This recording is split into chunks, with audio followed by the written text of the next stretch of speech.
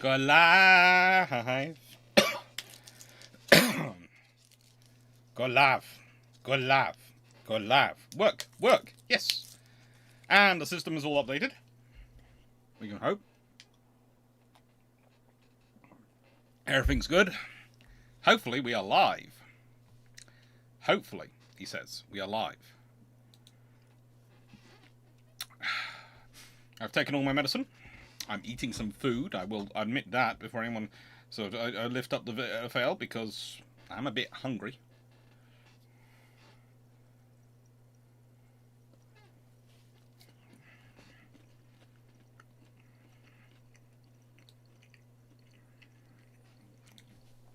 Hello everyone. Today is Thursday the 4th of January. I have managed to avoid many things today, including eating. Which was probably not the most sensible thing, but I have now got food in front of me, so I'm okay. I'm not, trying to be too stupid.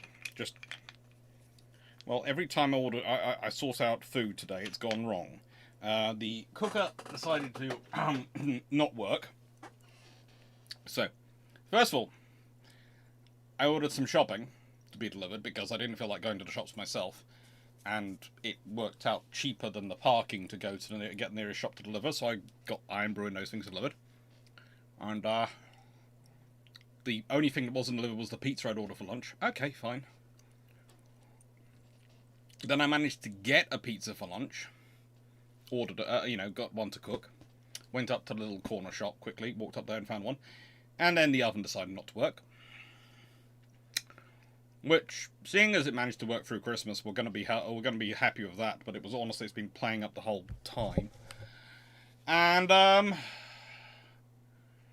then, well, after that, I ended up finally getting some McDonald's delivered, but that came rather late today. I don't eat enough during live streams, but no. The thing is, I have to admit, there is part of me which is going, I'm not too worried because the moment I'm over the cough, I'm going to go back to the gym quite heavily.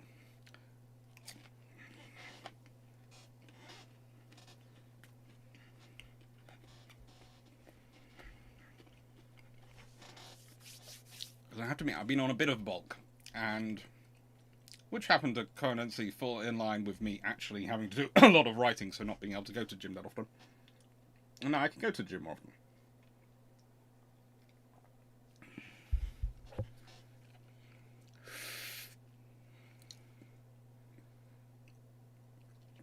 Now, interesting question. I'm going to be talking about some of the ships which were brought out of reserve. I'm going to be talking about some of the other uses for older ships. And specifically, we focused in on the people have already started focusing on the Royal Navy. Some ships were not even brought out of reserve. Some more ships were still in service. This is the fun point about all this. Some of the old ships were still in service, so yes. It gets pretty darn fun. I'd also add that I have good days and bad days where the cough is concerned.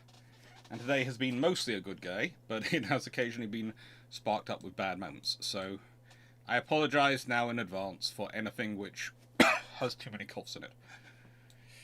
Ay, caramba. It's taking its while to leave. It's a viral infection, I'm fairly certain.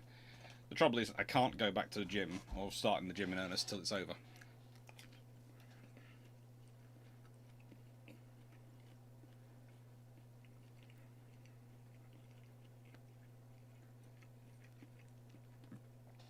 I always try to not be eating in lives, and I always seem to end up eating in lives.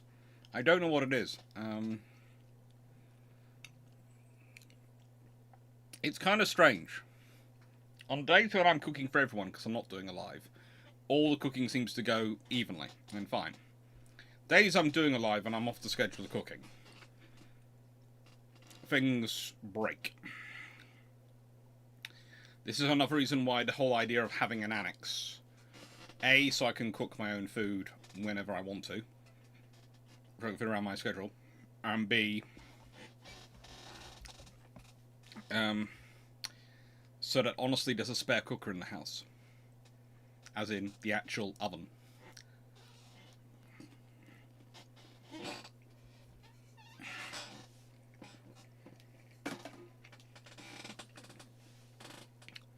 I do take the Fluffs on quite long walks, but the trouble is for me, I do about 90 minutes plus walking a day with both the dogs. The trouble is for me, is I find that doesn't have any effect on me at all. I can walk for hours. Doesn't have any effect on me. Because most of my weight is not, I don't get weight up here. As you can see, that stays fairly fine, and my legs all was fairly good. This is I know we're doing it off topic, completely off topic. All the weight seems to come around my waist, and no amount of walking will ever shifts that. For me, I have to. I basically go to the gym and I'm doing core exercises the whole time. Most of my time in the gym is core exercises to strengthen my core and to also deal with the fact that my stomach builds up. So. Other people go to the gym, they spend time on the treadmill, they spend time on this. I will spend time on the rowing machine. I will spend time doing various weight exercises. Various forms of yoga on the mat, which I can never do at home. Because, don't take this the wrong way, but there are two problems with doing that at home. I either have to try and section off a space where the where the fluffy research assistants can't go, in which case they woof and whine and upset that they can't get in there. Or I'm trying to do the various things like a plank or, those sort of maneuvers with dogs crawling under me, crawling over me, all these things. They think, Papa's down on the floor, this means we play with him. That's life. Anyway, that's all off topic, but, hello everyone, glad to hear the sound is good, and... Oh. Yeah, it's fun when the genetics is all your weight goes to the stomach. And frankly, the amount of effort you have to do to lose it, to get it to go, is just annoying.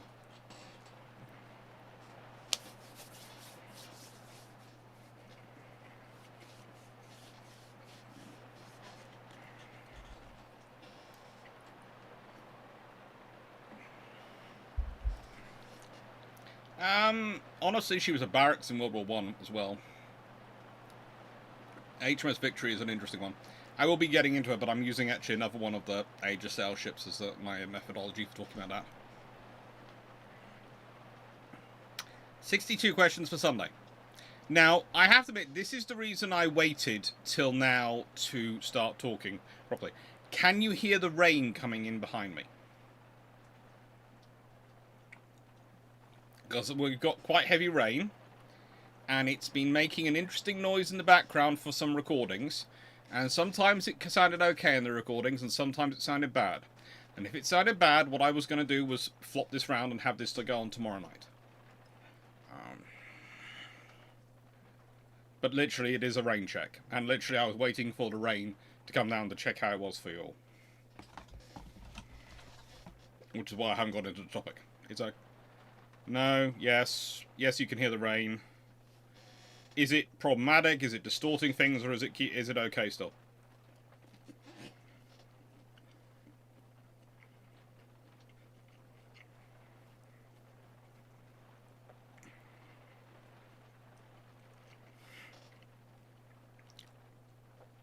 We have flooding in our region, I think everyone. Yeah, that's quite common.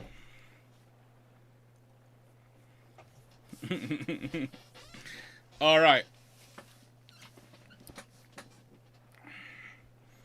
Alright, everyone. If it's okay, then that's good.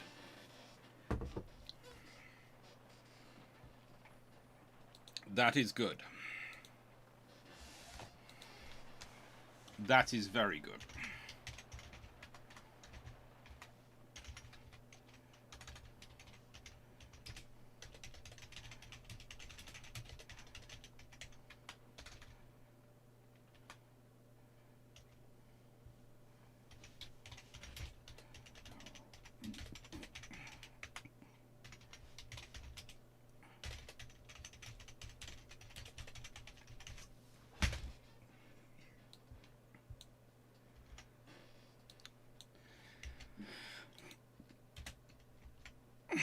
Also, I do actually have an interesting answer to you all.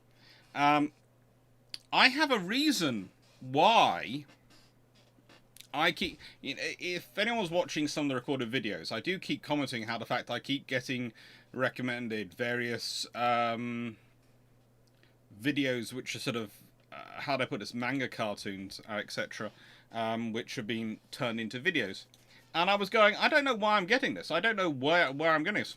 Well, it's because, looking back through my YouTube history, it's because I liked a video which was, how do I put this? And my little cousins all noticed because I already shared it with them, because it was very, very good.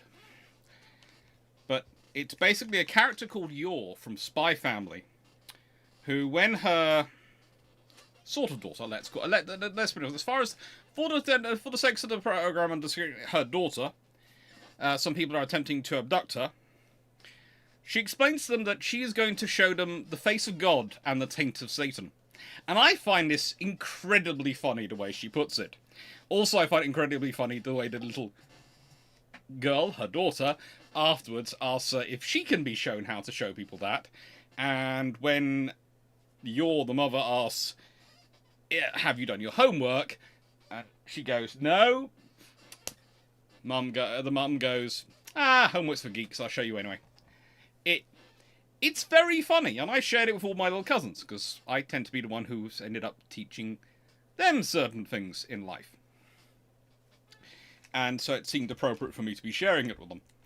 And frankly, everyone else was laughing as well, so I didn't get in trouble. But liking that has apparently made YouTube decide that I must like all anime manga. Some of it's actually not bad. I have ended up, because I keep getting recommended it, eventually I have seen some videos because of autoplay. But yes. It was Spy X of all family, of all things. It's... If you've seen it, you will find it very funny.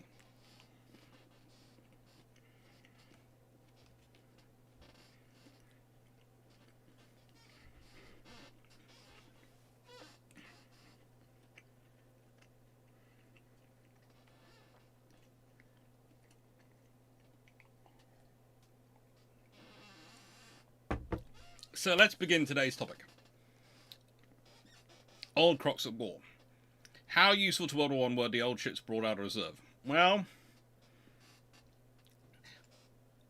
this is all an interesting one because it depends on a lot of things in terms of your definition of use and utility. And by what I mean by use and utility, it depends on whether you think of purely as it being in a fighting role, that is useful. But as I often try and explain on this channel, warships and ships and navies need to do a lot more than just fight the enemy. They're useful for a lot of other things, including sometimes freeing up our ships to go and fight the enemy. This is one of the problems that's sort of forgotten in the interwar years, as they really do pare down the reserve strength, due in fact in part to the treaty limitations. Which is one of the reasons why you have some of the decisions made at the beginning of World War II that you do, that they are justified the way they are, with some creative accounting on what the enemy have, but we'll leave that to one side.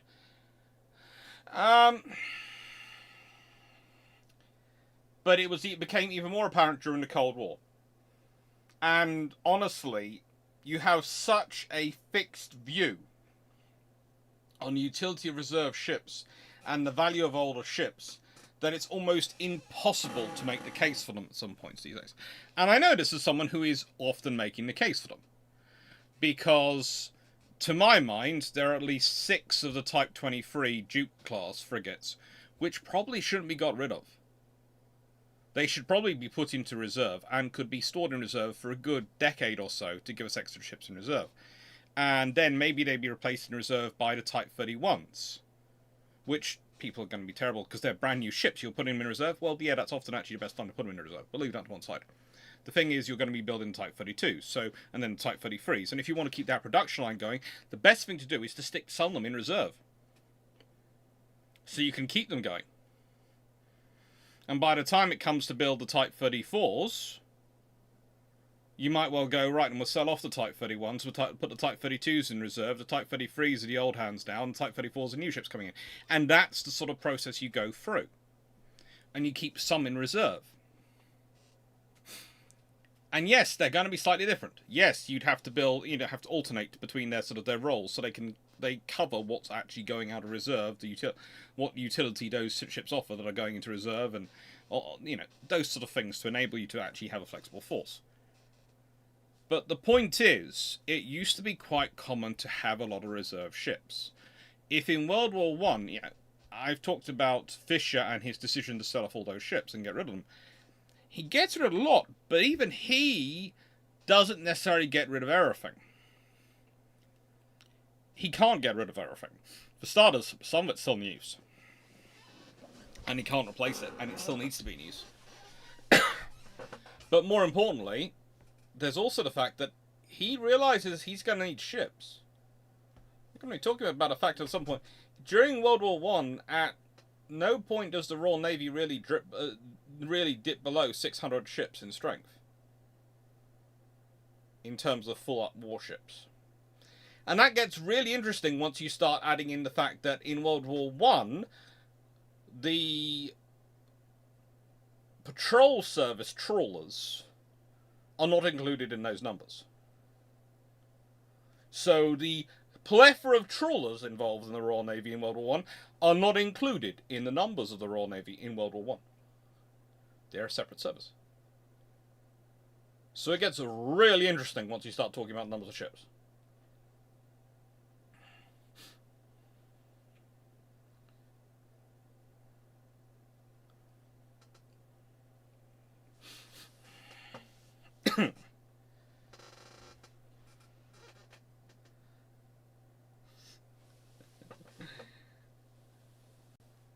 Kind of like the latest 600 ship now, no, Reagan.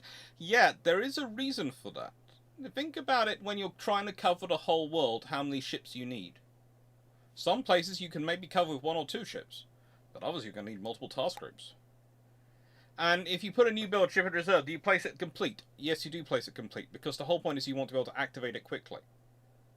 For reserve, if you place an incomplete ship in reserve, then you're going to have to complete it before you put it into service, and that's going to be months. The whole point about a reserve ship is that it's kept in a state, usually by a nucleus crew, which, if we're talking about nucleus crew, can be as low as 20 people.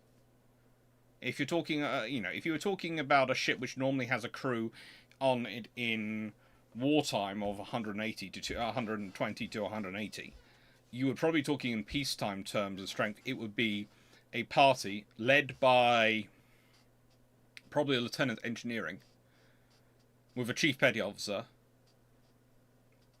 a couple of other petty officers, so there's always one of them on watch, and the rest are all engineers who are just there to make sure everything's being kept going and everything's fine. And if you've got them, this is going to sound strange again, but the whole thing is, if, let's say, you've got 6 ships in reserve, and you've got each of them theoretically assigned that party, well, you then put the flotilla, the reserve flotilla, under the command of maybe a full commander, with a lieutenant commander as deputy, and have another 20 or so personnel assigned to them. And so you have a flotilla of 6 ships being kept up to date and fine, and kept working by 140 personnel, which is not even the full wartime crew of 1 ship. And the rest of the personnel would come from reserves, and they come from the wider Navy. So sometimes what you do, we talk about reserves often as this monolithic thing of, they have to be this, or they have to be that. Well, they don't. You could say some of the reserves could slot into the crews and be part of the crew personnel, but some of the reserves might go and take over jobs the Navy has on shore so to free up the people who are crewing those posts in peacetime to go to a warship in wartime. What matters is you have the process set in place to activate these reserve ships. You might even call up, I don't know, veterans, if people have recently left the service, and go, okay, war's happened, we need to call you back to the flag, which is something which Britain retains the right to do. In fact, most nations do. The ability to recall people who have recently left the service. You just need to have a plan. You need to have practiced the plan to make reserves a viable formation. And the thing is, what are those ships going to offer them? Well, are you talking about using reserve ships? And I'm going to get back to what I said at the beginning when I started talking about this. Is the only value of a warship if it's used on the front line to go and fight the enemy fleet? If the answer is yes, then most of these ships are not any use. But if the value of the warship extends to maybe escorting other vessels, in sort of escorting convoys, if the value of the fleet exists to maybe moving troops around the world, if the value of those ships exists to perhaps providing presence and forces in third or even fourth tier theatres, i.e. theatres where the enemy frankly isn't that strong, but you need something because they've got something there, so you need to go deal with it. Well, then those ships are very useful, because they free up primary surface combatants, primary fighting vessels, the ones which are in age and the most critical fighters, to go and be concentrated and do what you need to do without ignoring other places. And that's the thing about reserve ships. They are this expansion nucleus. If you are treating them, and this is what happens, this is you often use as a justification for getting rid of them in a Cold War. There's two justifications used. One, they're not going to be able to be kept. It's not going to be viable to keep them to the latest standards, so they won't be able to take part in the fight, in the primary fight. And two, well, it'll go nuclear very quickly within 24, 48 hours. So there's no point having reserves because we'll never be able to activate them. Those aren't good arguments against reserve ships. They really aren't.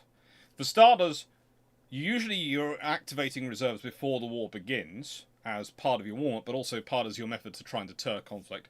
And secondly, if you're talking about the Cold War, escorting convoys in the North Atlantic, that's going to require your latest and greatest escort. But what about escorting convoys in the South Atlantic? You're probably still going to want to have an escort with the convoys. That's going to require anti-submarine warfare gear and comms gear and maybe some defense missiles, but if they're really sending their best subs to go after the convoys in the South Atlantic, you've got a problem. You've got a problem, because they're basically skipping past your North Atlantic fleet. What should be going after the convoys in the South Atlantic should be the forces which they've got outside of areas, and those aren't necessarily going to be their best, most viable vessels. So, I'm going to give some time for me to catch up with the chat and quickly have a nugget.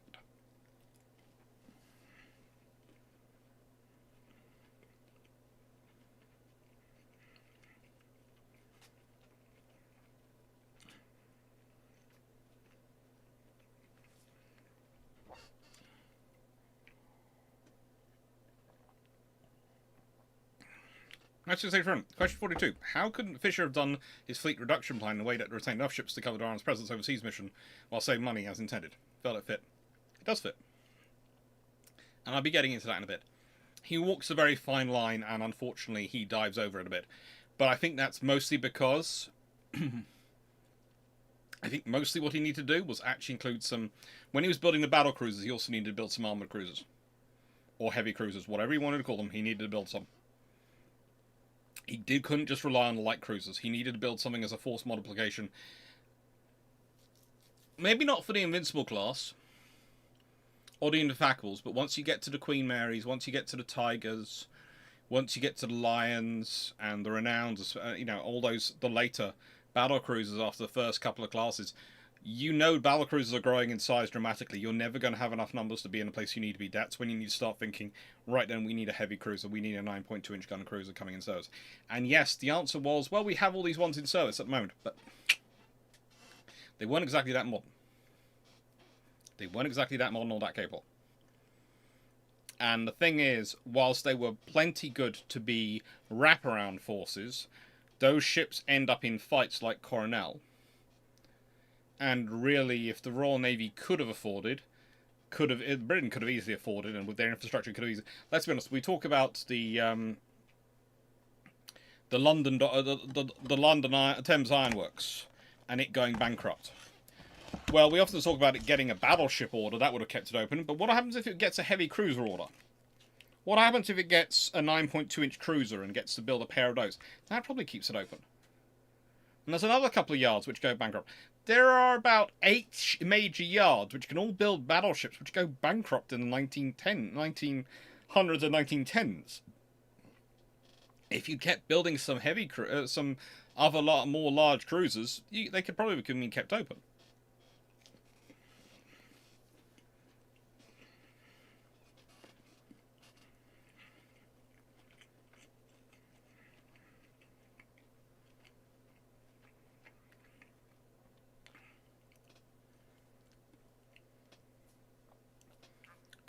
How do the guard ships or whaling and fishing fleets fall under the trawler command as well? Yes. Most of them were converted trawlers. Blackman Maximus. With a ship in reserve, can you have a crew to upkeep multiple ships? That's what I was basically discussing. The idea is, in a nice way, if you took 6 23s, you did that, you could do that with about 140 personnel. You could keep them. 140 personnel would be keeping those ships going. The important thing would be to activate for exercises at least twice a year 2 of the ships. And again, someone's already discussed, as Steve Clarke's pointed out, if you need 600 ships strategy, that means you're incorporating refits, repairs, and training vessels. So you're probably only having 300 or so that you're actually deploying. You're probably actually, if you think about it, it's the 1 in 3 rule is the normal time for normal for wartime. 1 in 4 rule forward is normal time for peacetime. So you're talking about having 150 ships forward fighting in wartime, in peacetime. 150 ones patrolling around the world, and the rest in sort of various states of reserve, repair, transit, training, all those sort of things, refit. And in wartime, that goes up to 200 forward. And one of the things which people often forget is rearming has been a thing for a long time. Ships have to go home to be rearmed.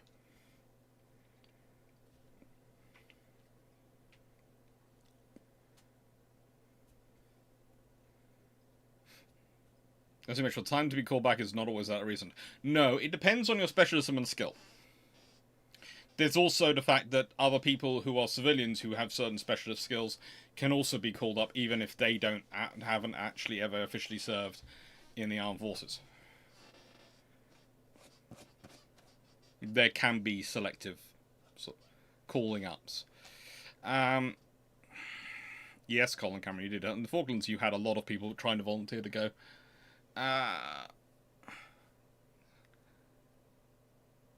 2 more sacks of cement. Good luck with that, Stafford. That's going to be heavy. I'm guessing that the most important ships to be put into reserve would be logistics ships, resupply ships, tenders, X. May not need as many during peacetime, but war could mean longer, more intense supply lines. Exactly. I think Sal Merkialagos on what is going on with shipping is talking about the merchant marine and the US sort of merchant marine and all those things recently. And we've had him on Bill Trump's the podcast series we do for SimSec. Myself, Draken FL, and Jamie Seedle from Armored Carriers. And yeah, this is a critical part of logistics. It's a critical part of your operations, is having the ships to move the goods around.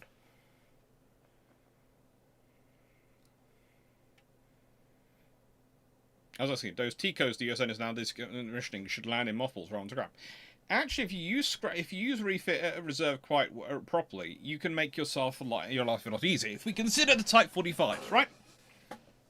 The Royal Navy planned to build 12, ordered 8 or 9 depending on your perspective, and built 6. Now, and sort of timeline and way you view the contracts. If the Royal Navy had built 9 and stuck 3 immediately into reserve, there would probably be an outcry in terms of the press going, oh, these ships are stuck in reserve, Britain's shrinking navy, all those things. But actually it's been very sensible, because every time you have to send a ship in for a major refit, instead of your fleet going down in strength from 6 ships to 5 ships or 4 ships in reality because of the refits, you could maintain it at 6 because your reserve ships could be refit ships. So you still have your 6 crews. You're still only paying for 6 crews, and yeah, ships when they go in for short-term refits, you don't fold that out. But when a ship goes in for a long-term refit, bump in, reserve ship comes out. And maybe one of the reserve ships goes through a major refit first. So when that comes in, and you start cycling in the other ships for refit, you can do that, and you can change ships around. Let's say you've got a ship which has been particularly well used. You might want to extend its service life and its viability of its service life by giving it a bit of a rest for a few years. Well, then that shuffles into the reserve group, and one of the reserve ships, which hasn't been so heavily used, comes out into regular service. You can actually extend your fleet's life, extend your fleet's availability by having these ships. And in wartime, bump, reservists go aboard, all those personnel who cycled through the Type 45 program on the 6 ships, they're in service, able to be called up, and you crew 3 more. And you go from having ability to project 2 to project 3 in under wartime conditions, probably more. You also have that bigger pool of spare parts. And you have 3 ships which are dockside, which means if you want to do dockside training, if you want to do familiarization for engineering crews, etc., you've got 3 ships sitting there. You don't have to, you're not pulling another ship out of service for it. No matter how much money or how much effort it saves.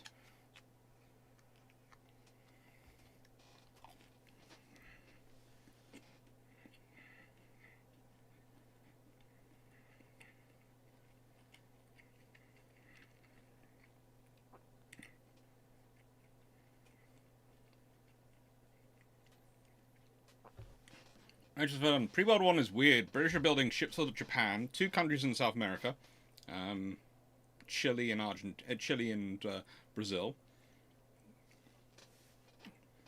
the Greeks, and lots of places, plus ocean liners, cargo ships, and still yards going broke. Yes, because the whole economy of the shipyards is designed on maximum orders going through from the Royal Navy and other constructors. And the fact is, there's too much competition. There's too much depth in the British maritime infrastructure in the 1900s. Good Lord, imagine that. A problem of having too much depth in your infrastructure. I mean, that would not have been helpful for World War I at all.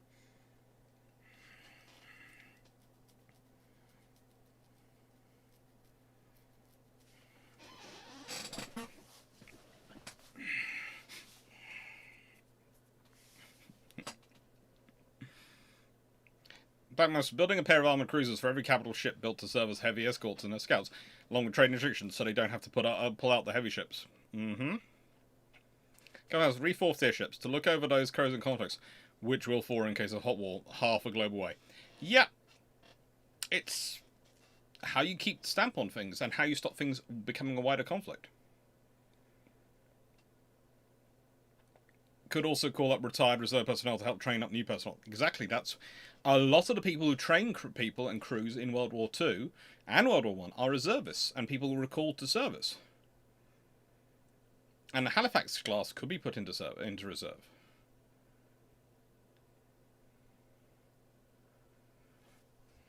So, Troubles, Battles and Darings.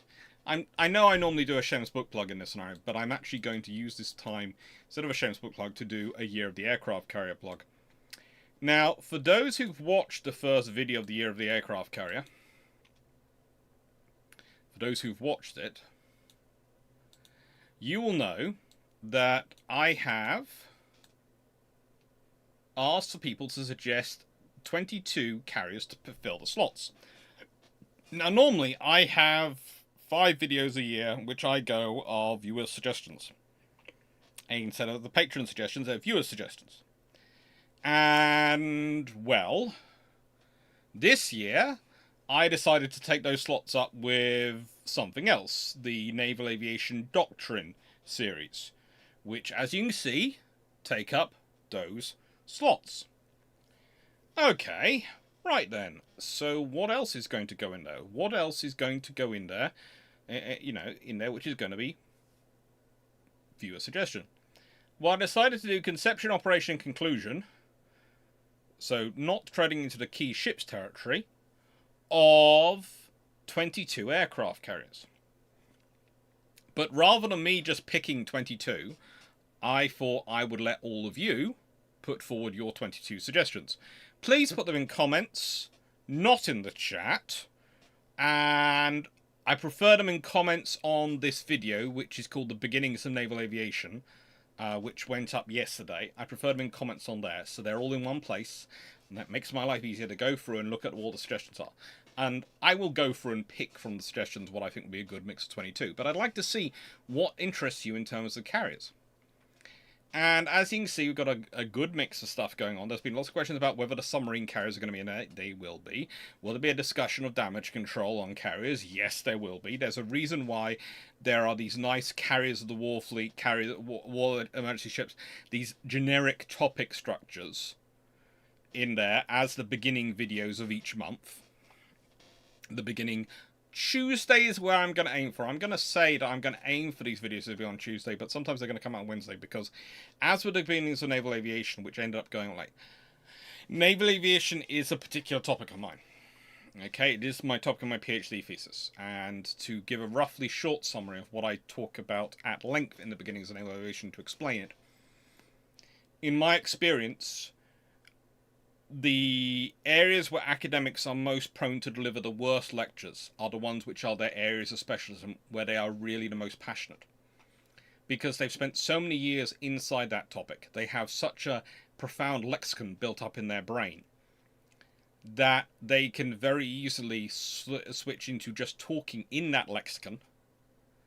And that is fine if you're dealing with students who, let's say, are master's students who've been teaching for the previous 4 years and who are now listening to you talk away and A, understand your lexicon because they've had you teaching them for the last 4 years, and B, have done a huge amount of reading, probably of your works before you get there, of that topic. That's fine. But it's not what you want to do with first years, and it's not what you want to do with a YouTube audience, who I usually gauge as, usually what I treat these videos as I'd aimed as if I was teaching first years at university, and add in information which takes it up through second and third and master's levels, but it's aimed primarily in a first year style.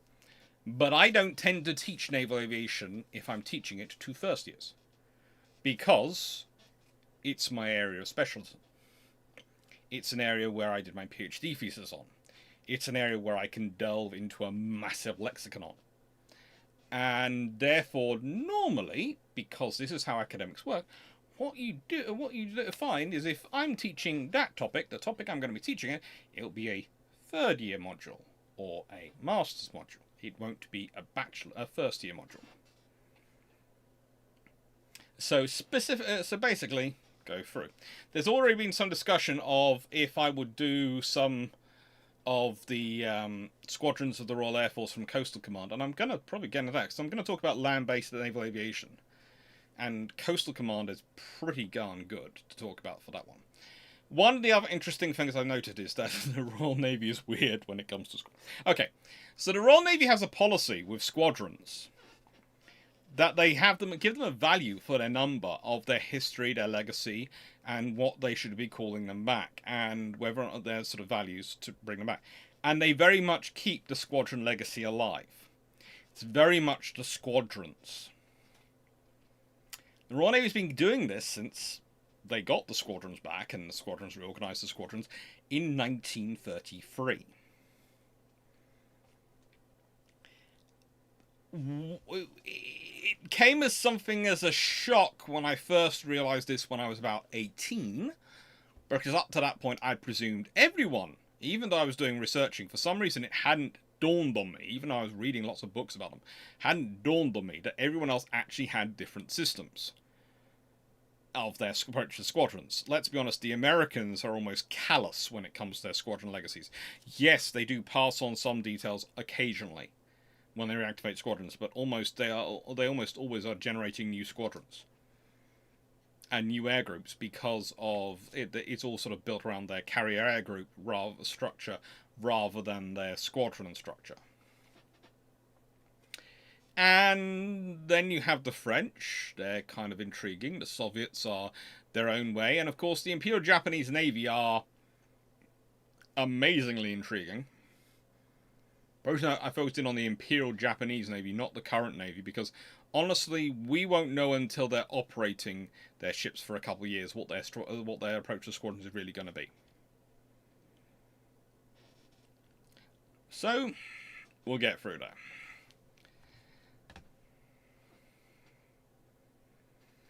Now, there are some squadrons which have been around for a while, i.e. the Jolly Rogers in the US Navy have been around for a while.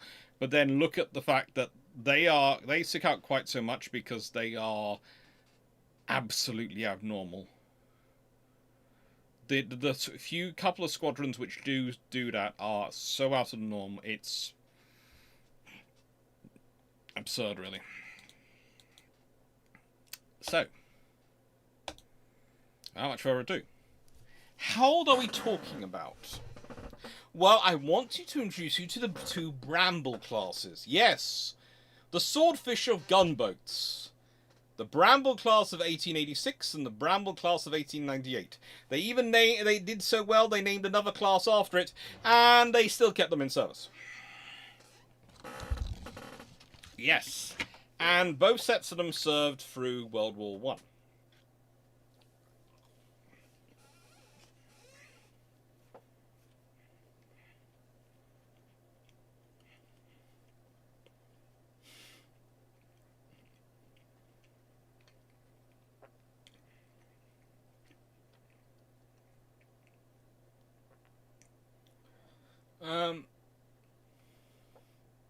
Let's see. Let's go and answer questions before I get into this too much. My gosh, you said the Royal Navy would punish shipbuilders who misbehaved. Was Thames Ironworks allowed to go bust because they misbehaved, or as a lesson to the rest? Not really. They didn't misbehave as far as the Navy was concerned. They misbehaved as far as Winston Churchill was concerned, because they didn't back his political campaigns. That was a Churchill-led one.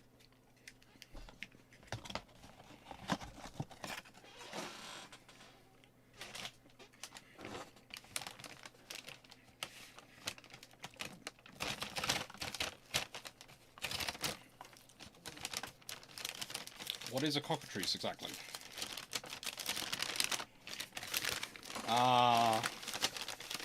HMS Cockatrice. That's always a fun one. It's always a fun one. So, cockatrice.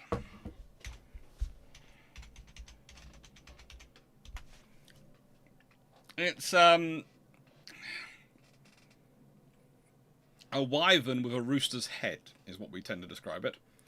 A sort of dragon with a rooster's head is a cockatrice.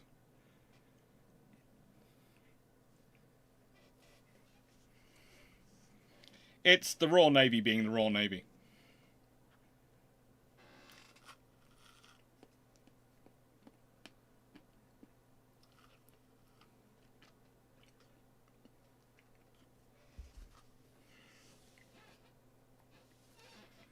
Now,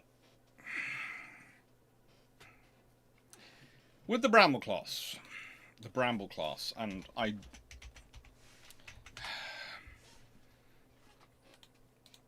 these are gunboats, okay? These are quite literally gunboats. And the fact they spend so long in service is not really surprising, but it's where they're in service. HMS Dwarf, well, let's go with some of the other ones. Let's go with Rattler. Put on harbour service in 1910. Became a navigation school ship in September 1919. Renamed Dryad. Sold for breakup in October 1924. Wasp. She found with all hands on 10th September 1887, so she's lost in 1887. Lizard was sold at Sydney for breaking up in 1905. But Bramble, renamed Cockatrice, in June 1896, sold at Chatham in 1906. Lizard had had an interesting career. She was, how do I put this politely? She was part of the forces deployed for the Boxer Rebellion.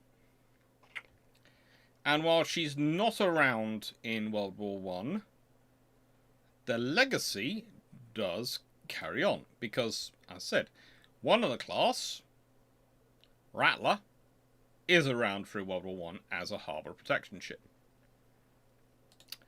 But then we have the Bramble class of 1898, the second class.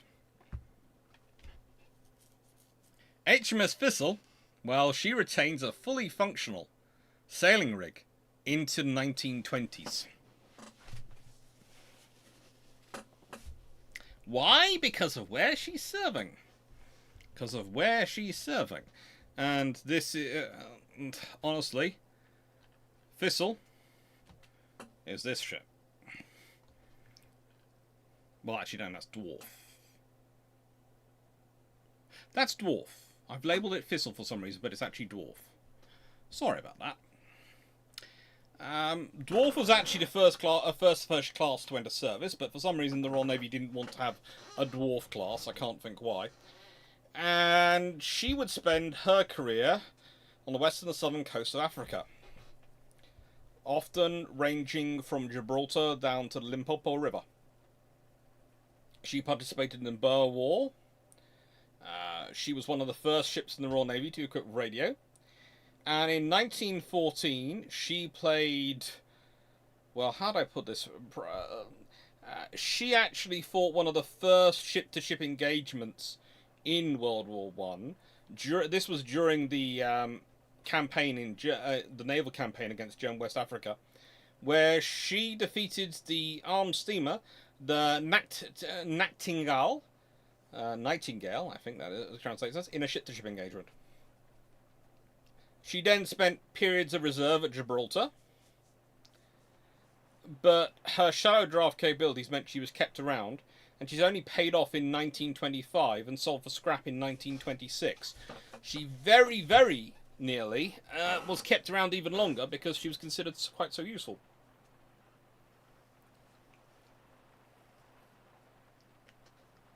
Right.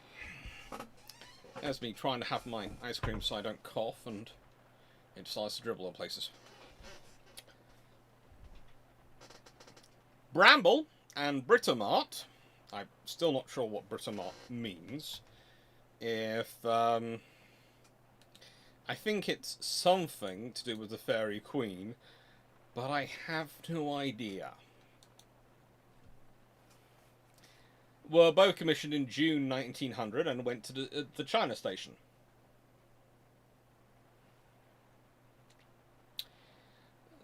They were definitely in commission, so in 1915, where they moved to the Indian Ocean. They alternated between deployments in the Persian Gulf, supporting the Mesopotamia campaign, and being refitted at Bombay.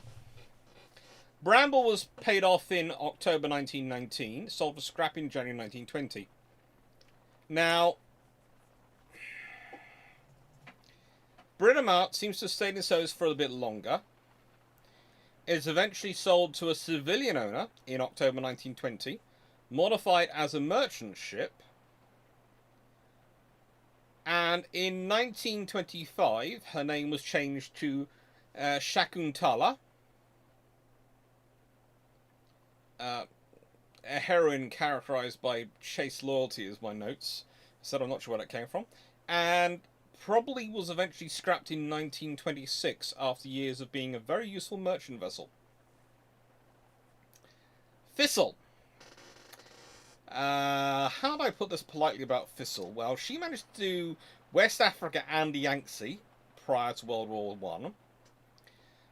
She was critical to the introduction of football to Nigeria, which I'm sure has not had any effect on Nigeria or the world. Managed to contain the unrest in Hankow, which sort of starts off the 1912 revolution. Well, she attempted to contain it and did quite well, single-handedly, as a ship on her own. She was dispatched across the Indian Ocean to take part in the East Africa campaign, sadly arriving too late to assist in the destruction of Königsberg, but she did play a very important role in the landings in German East Africa, as it was found that she could get quite so close, as well as defending Portuguese Mozambique. In 1919, she was ordered to go around the Cape of Good Hope to West Africa, but her commanding officer restored her sailing rig to compensate for the damage she'd received to her engines over a long service life. At which point, she retains the sails even after she actually gets the engines fixed. And when she arrives back in UK for decommissioning 1925, that was the first time she'd seen Britain in 20 years. And she was the last remaining sailing warship of the Royal Navy when she returns home. So, yeah. This is an interesting group of ships. None of them are exactly new. We're talking an 1898 design.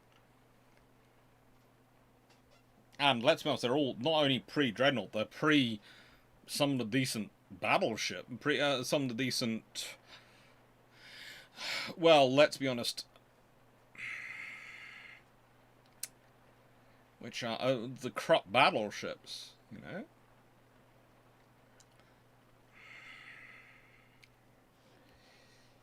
They're all good ships.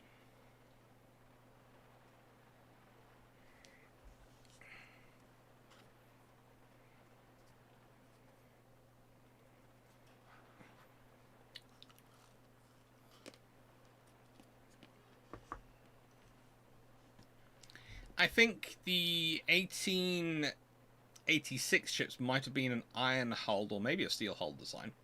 There are iron hulled ships which we're going to be talking about.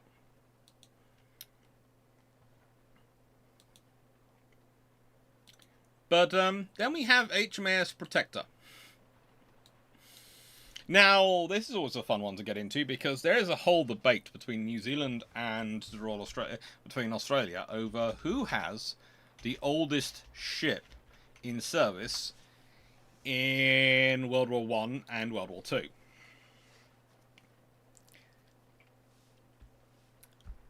I don't think you can get much older than the flat iron gunboat that was HMAS Protector. I really don't think you can find much older between the two of them.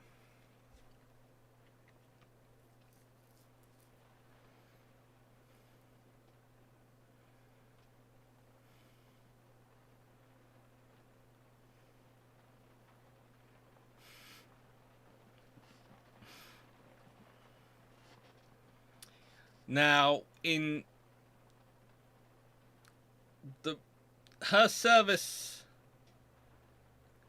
is interesting. She was commissioned by the South Australian government in 1884. Please note the South Australian government. Part of their defence against the Russian scare of the 1870s. She served in the Boxer Rebellion. She served in World War I and World War II. And actually, she's requisitioned in July 1943 by the US Army for service in World War II. And those are her remains, which were sunk off Heron Island, off the coast of Queensland, to use a breakwater. You can still go see her remains. Interesting enough, there doesn't seem to be as much of a movement in Australia for the recovering of this ship as other vessels, which other vessels they have, which I think is a shame because I'd say in many ways this ship is in actually better condition to be recovered.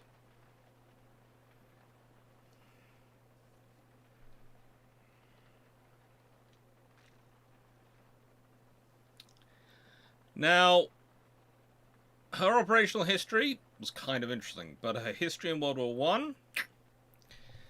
Protector is sent to Sydney and begins service as a parent depot ship to two Australian submarines, AE-1 and AE-2. In August 1914, she acted as escort for the submarines as they headed to the German New Guinea colonies. After these colonies surrendered, She remained based at Rabaul as a port guard ship until October 1914, when she sailed for Sydney in the company of HMS Fantôme. Now, Fantôme was, of course, a 1901 launched Cadmus-class sloop. So, you're not exactly dealing with two young ships here on this purpose. Protector spent most of the time mainly Melbourne until October 1914, when she goes for the Cocos Islands to inspect the wreck of the Emden.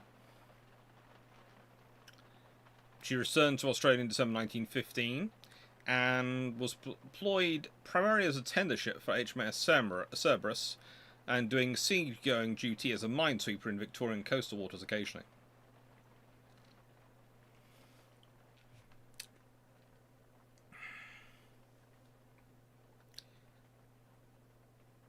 Interesting enough, in April 1921, Protector was renamed as HMS Cerberus, and HMS Cerberus, of the time, was renamed to the Platypus II. She was paid off for disposal in 1924, dismantled, her, Protector's armament, engines and all movable parts were sold at auction, and they decided to convert her to a lighter.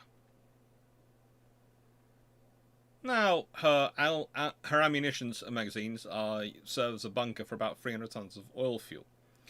She's then resold to the Victorian Lighterage Company and is renamed Sydney, and she serves for many years as a lighter vessel. It's basically a flat-bottom barge, which is used to, by the way, a lighter is a flat-bottom barge used to transfer goods and passengers to and from moored ships. They're usually moved and stored using long oars called sweeps, but sometimes they are powered. Protector's reacquisition for service in July 1943. She's damaged in a collision with a tug and abandoned, and that's why she ends up being sunk and used as a breakwater. I did not take the photo. The photo was taken in 2008, and I found it online. Or specifically, I found it on Wikipedia, so I presume it's been opened up to the world for use.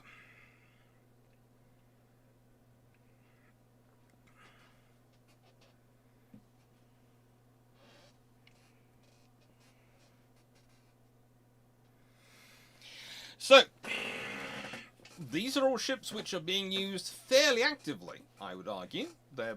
Let's be honest, if you don't have them around, your only option is to send something a lot more newer and a lot more modern that you might want elsewhere. They're perfectly adequate for the jobs they're going to do, for the threats they're going to deal with. Perfectly adequate for that. And it's not just small ships. Now, we often talk about USS Texas and her flooding herself in order to get a better angle to fund ships. Well, I'd like to introduce you to HMS Revenge of 1892. This was her flooding herself so she could better hit targets on the Flanders coast. She is the last remaining sovereign class in service at this period. The last remaining sovereign class. And she is fighting in World War I. She'd been part of the International Squadron in 1897 to go and deal with the Ottomans and their support the Greek uprising on Crete against Ottoman rule.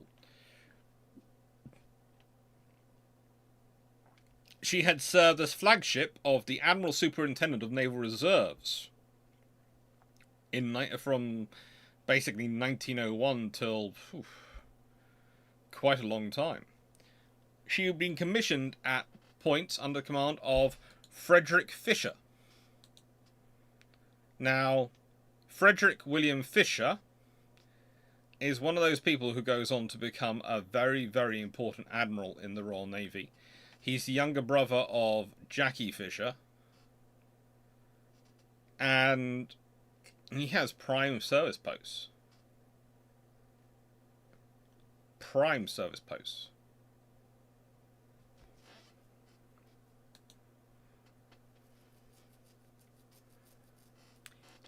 In World War I, she is used for coastal bombardment duties, as seen here.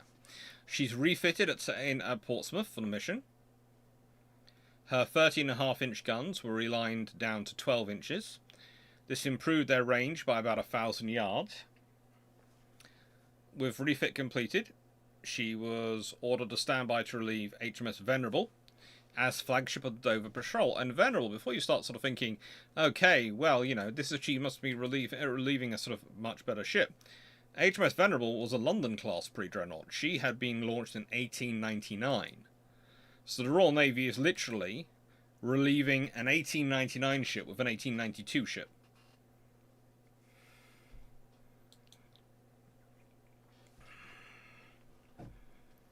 Now, while on her duties, bombarding, and she was there with HMS Majestic. Of course, Majestic is a Majestic class ship, and that's why I did put in a little note about the Majestic class, and most of their successors were still in service. HMS Majestic is sunk in May 1915, but she was 1895.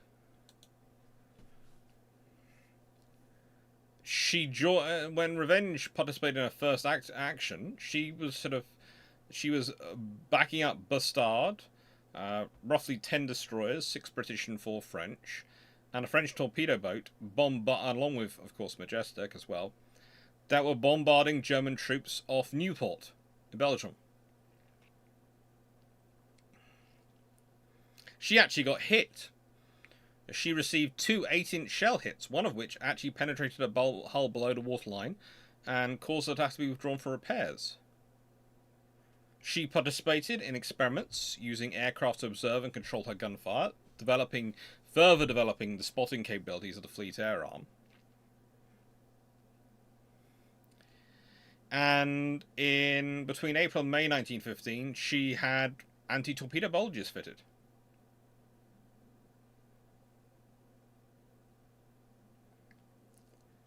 It's only in August 1915 that she's renamed Redoutable in order to allow Revenge to be used for the new battleships.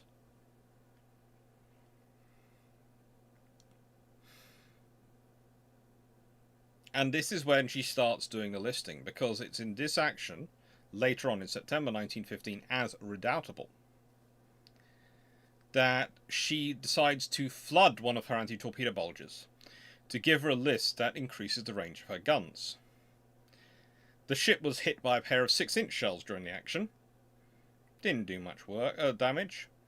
She had another refit between October and December 1915, and she served as an accommodation ship and after that in Portsmouth until February 1919. But that is literally the ship flooding one of its anti-torpedo bulges.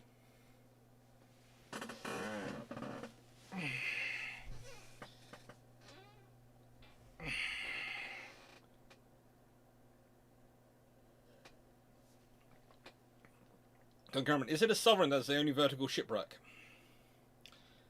No, I don't think so.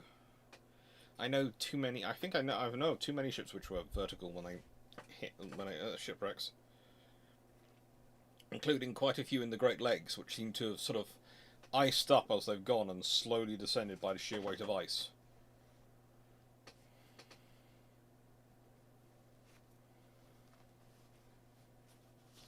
There are lots of vessels which have sunk, which have stayed vertical.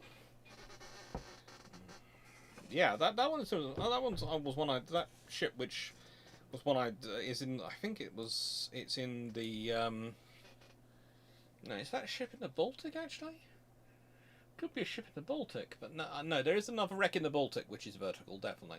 But I think no, the ship which sunk due to weight of ice is in the Great Lakes. That's gone. So Texas wasn't the first ship to pull the trick. No. Texas wasn't the first to pull it, but she is probably the most famous to have pulled the trick, because she did the D-Day, whereas Redoutable did it in an attack at the gun positions at West End. in September 1915, so it's, you know, not as famous as by any stretch of imagination. But yes, this is a picture of her flooding a torpedo bulge to give her greater angle of fire. It works.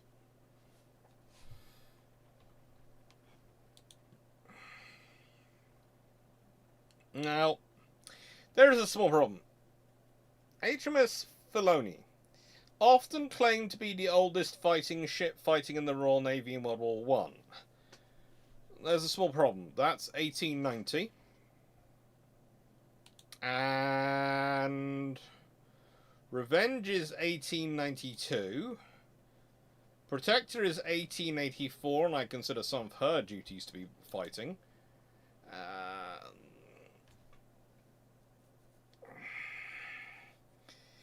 Rattler is an interesting one, but again, you could certainly consider some of her things to be fighting, and that's 1886. And there are other little ships wandering around as well, which are similarly interesting. But still, Philomel is often claimed to be it. Often claimed.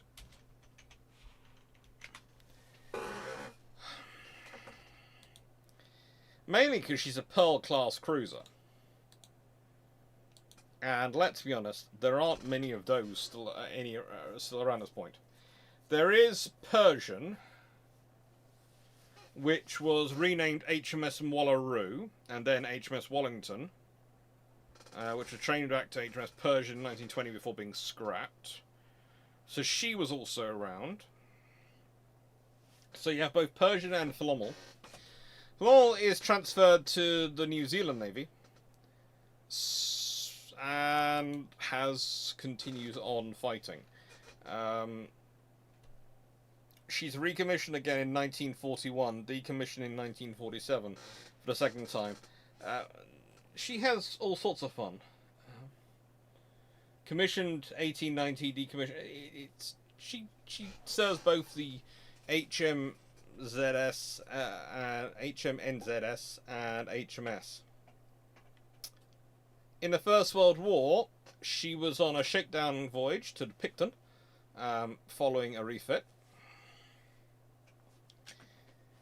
She has a complement of New Zealand cadets aboard, and is recalled to Wellington Harbour because of the outbreak of war.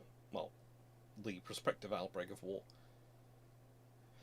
Now, at this point, volunteers were brought on board, because she was largely crewed by the Royal Navy, to bring the ship up to full strength and allow, after stocking up supplies, she was sent to Auckland to await further instructions. In August 1914, she was part of the ocean escort for the New Zealand forces dispatched to take over Samoa. Now again, please note that's New Zealand forces being dispatched to take over Samoa. Not British forces, New Zealand forces. They are mostly forces which include quite a lot of British people, because they're mostly British forces based in New Zealand, but they're also quite a large number of New Zealanders. It was felt that the escort wasn't really enough to deal with Scharnhorst and Gneisenau should they turn up, but, well, they didn't encounter them, so it was okay. She then steamed to the Kingdom of Tonga to deliver news of the hostilities with Imperial Germany before returning to New Zealand. Make sure that Tonga knew that the Germans were persona non grata now.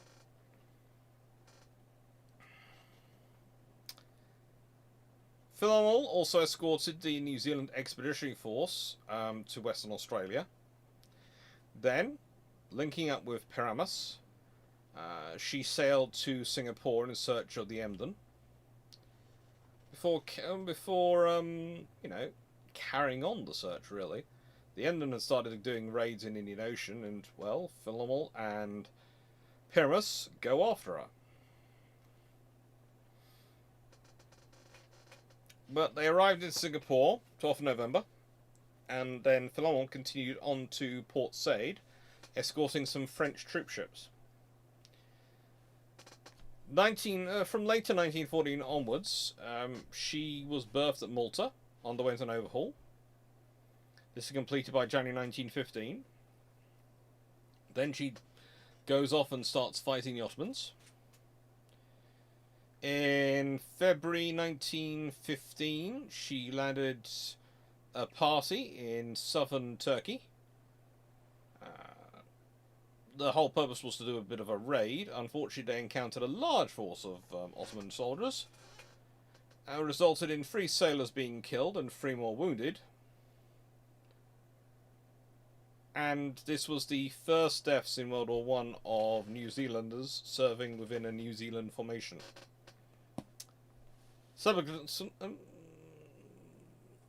After that, she's deployed to the Red Sea and Persian Gulf for the remainder of 1915.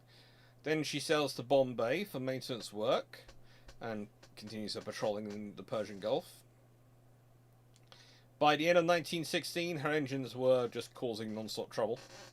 Her stern glands were worn out, and she basically required a massive refit. And the Admiralty decides to gift her to New Zealand rather than pay for the refits, because they don't want to take the cost. And dispatch her back to New Zealand to pay her off. She arrives in Wellington Harbour in March 1917. The Royal Navy crew are returned to England to be assigned to other vessels that are to be commissioned. And with her armament removed, Naval was recommissioned as a depot ship in Wellington to support the minesweeping operations until May 1919.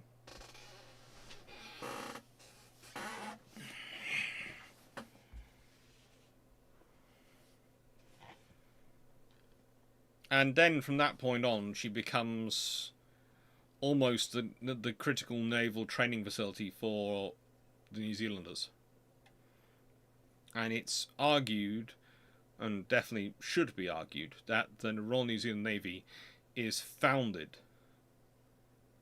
aboard Philon, because without her, they don't have a lot of the fleet and a lot of personnel they have in World War II. So they couldn't have had a navy.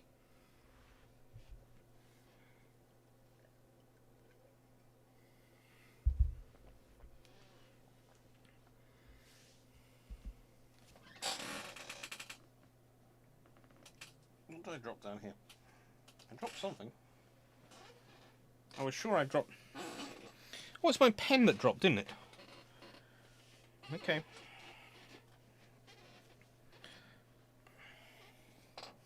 I know this sounds terrible, but I am going to look for it because it would not be the first time I've dropped a pen down during a live, and then ended up forgetting it during the live, and then stepped on it after the live, breaking it, and necessitating me to need to get a new pen. And frankly, I get fed up with going through pens because I am clumsy oaf rather than I actually used them up.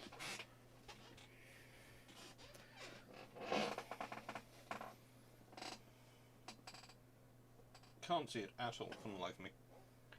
Okay, that's fun. That's fun.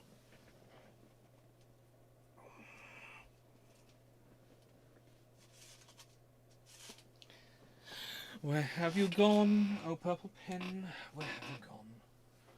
I even have to... This is just going to sound like woe is me, but I have to buy a purple pen now, because otherwise my pens get nicked all the time by my sibling, who keeps losing her own pens. It's quite disturbing. Sisters. I'm glad you brought up Lahila. Believe it or not, she's in this video.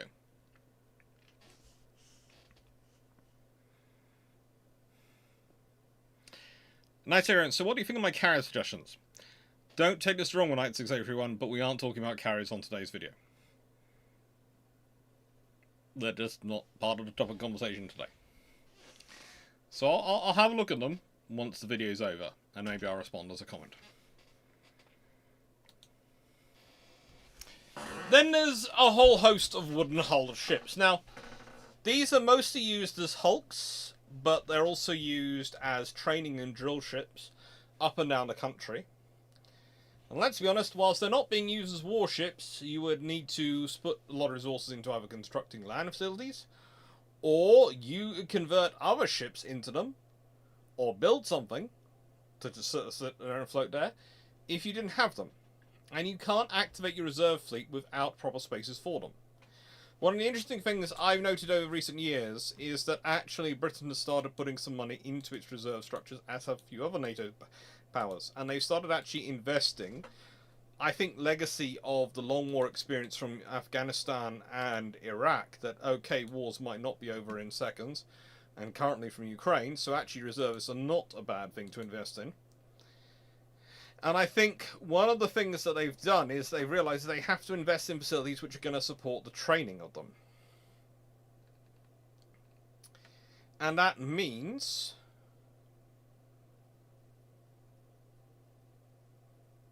it requires facilities. It requires support. It requires you put the things in order. And it requires you have that infrastructure in place, because just the reserves are sort of a strategic infrastructure for you in terms of your operational capabilities and ability to generate force structure, and therefore have a flexible approach and a flexible strategy rather than a more defined and concentrated strategy because of your limited structure and the limited depth to your structure if things go wrong. The thing is, that infrastructure requires infrastructure. For example, good example I always give is roads. Roads are infrastructure. They are. So are railways. But to support that infrastructure, you need infrastructure beneath it. Roads have road maintenance engineers. They have all sorts of facilities built that produce tarmac, which produce core, which produce all the things which have to go into the road to make it strong, to build the road. All the concrete components need to do, all the drainage structures. All those things need to be produced and need to be be available to repair it when you need to repair it. It's the same with reserves. It's the same with any navy. Yes, your infrastructure is, in terms of your naval ability, the infrastructure for operations is having the ships and having the crews to crew those ships and get the maximum out of it. But to do that, you then need infrastructure beneath that to support those things existing, and infrastructure below that to support it existing. Unicorn was a frigate. Launched in 1824. She was still being used as a Royal Navy drill ship to, I think, about the 1960s.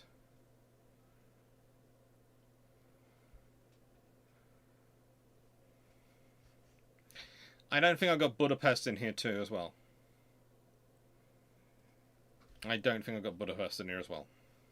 It's getting very hot in here for some reason. I don't know what it is about when I'm doing a live, but it gets far hotter in here when I'm doing a live than when I'm doing anything else.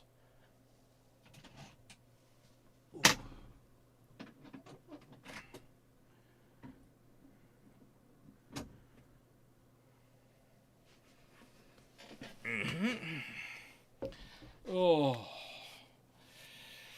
So.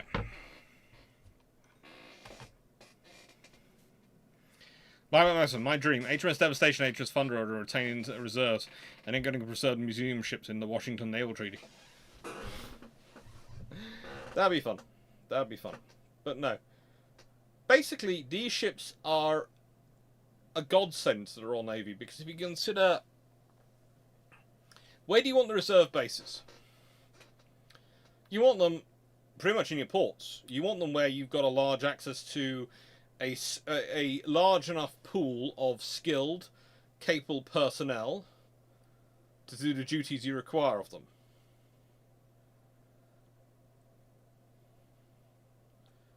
Well, that's going to be your ports, basically. If you consider where HMS President is in the UK, it doesn't look like it these days, but it's actually really located right in the heart of where the Port of London used to be. If you consider where the bases are in Newcastle, in Glasgow, in Liverpool, Bristol, those places are all located where in the heart of where they used to have their catchment of people, and that is critical. That is critical for recruitment. That is critical for retention. That's critical for training, because I spend a fair amount of time in reserves. One of the more interesting things I find is when you're starting to look at reservists in, let's say, my part of the country. If I was going to HMS President as a reservist, theoretically it's fine, because theoretically there are plenty of trains up into London, and that should be fine, and trains down from London, etc., and all these things. Reality is more complicated. Reality is, yes, it is theoretically fine, but everything's kind of on a knife edge to make sure I get places on time if I'm working a regular job.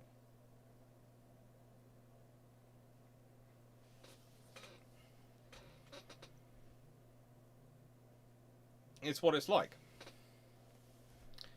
Not because of anything nasty, but just due to the joys of the infrastructure. So you also need to have, you know, it used to be easier when there were more facilities around.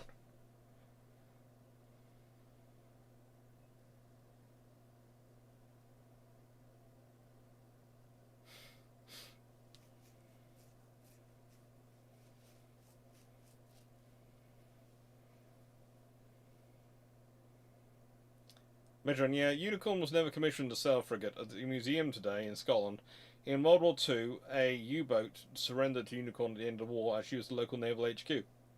Exactly.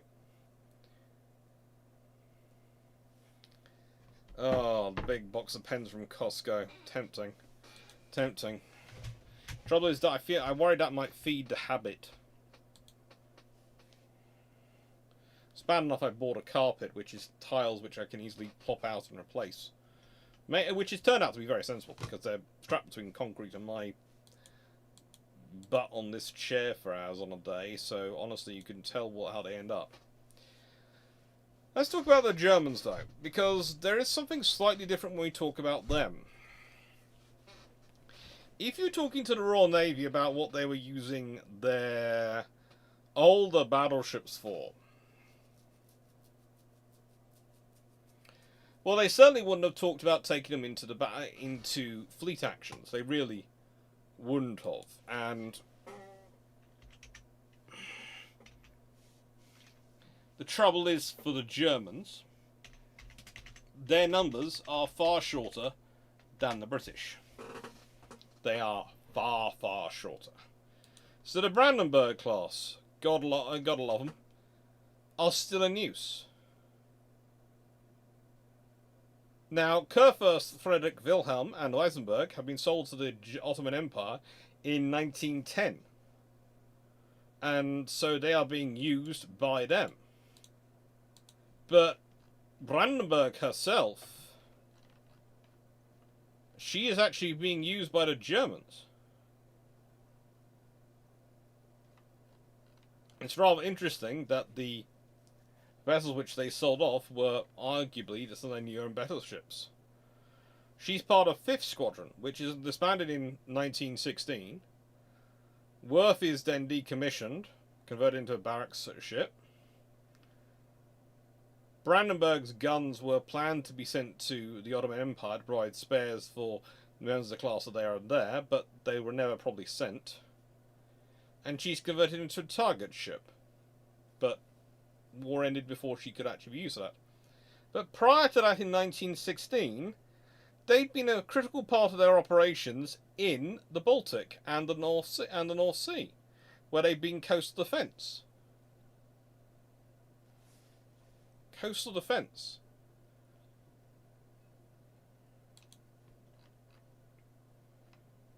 If we go through these ships, once you get to the Deutschland class, you have to remember that the Deutschland class take place in the Battle of Jutland. The 2nd Battle Squadron takes part in the Battle of Jutland. If you look at it's again a factor which is worthwhile remembering. The British at the Battle of Jutland, and this is the reality of people when people go, the Germans could have won the naval race with Britain. I point out that Britain A was still building a ton of cruisers and all sorts of other things when it was building its dreadnoughts, which the Germans really weren't. But furthermore, at the Battle of Jutland, the British have more dreadnoughts there than the Germans have battleships, battle cruisers, and pre-dreadnoughts. we want to include them. The British have more dreadnought battleships at Jutland than the entire German capital ship fleet in its totality. Before you get into adding on the battle cruisers, the British have more battleships there than the entire German high fleet's group.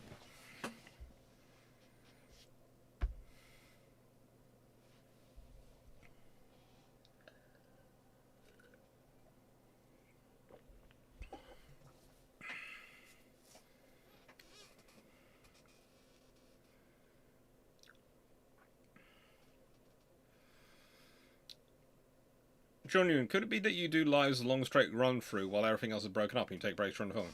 I don't really take that many breaks during the filming. When you see things stitched together, they're often being stitched together from multiple parts, multiple recordings. So often I'll do it straight through, and then I'll do it straight through again. So sometimes when I'm recording a video, I will go through the video 4 or 5 times, go for its length, and then stitch the bits together. Sometimes I'll go with mostly one of them and just add in a couple of small bits. But it's kind of an interesting class to think that the Germans are often portrayed as this being very technically advanced power, which is challenging Britain. And you look at the realities of the navies and you're going, was this really a challenge to Britain?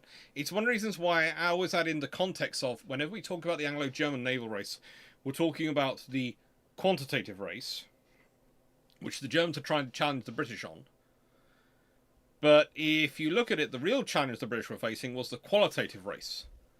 Quantitative race, they could win hands down any time they wanted. They really could.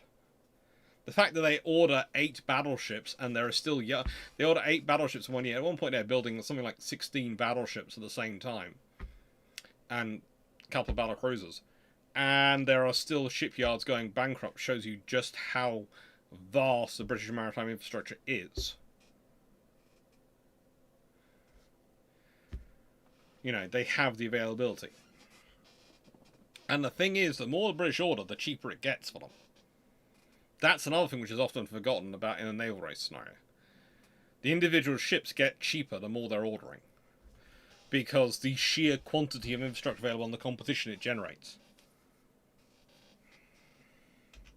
That's when you get the idea of people going, well, private industry is always more efficient than government-owned industry. And you go, well, that's because the private industry, if they're in competition, they will be, because they've got to provide an effective price, especially if there's also competition against government-owned industry.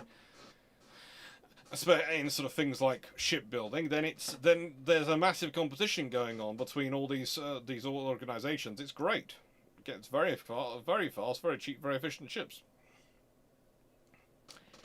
But the reality is, once you no longer have that competition, once you no longer have that scenario and don't have enough orders going through, you end up paying for someone's profit margin.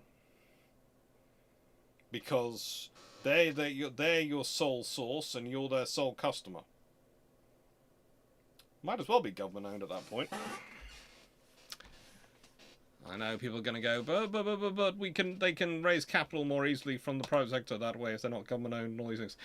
All potentially true, but let's be honest, it's just playing around with whose balance sheet it directly is on, because even if it's the private sector raising the capital, it'll be the government paying the interest, because the government are the one, and that means the taxpayer paying the interest, because the sole customer that they can pass that bill on to, that cost on to, is going to be the government who are buying the ships off them.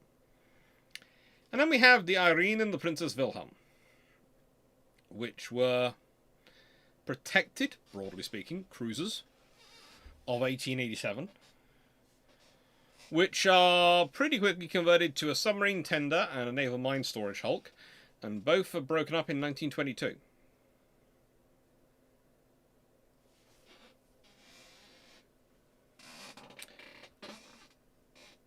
But this is pretty much what they're doing. Again, these are old ships being activated, and the thing I would love to say is that the Irene class were not a major part of the German Navy when they are doing this, but honestly, Germany doesn't have that many cruisers. Germany really has a problem with their cruiser numbers in World War One and World War Two. They really do have a problem with it.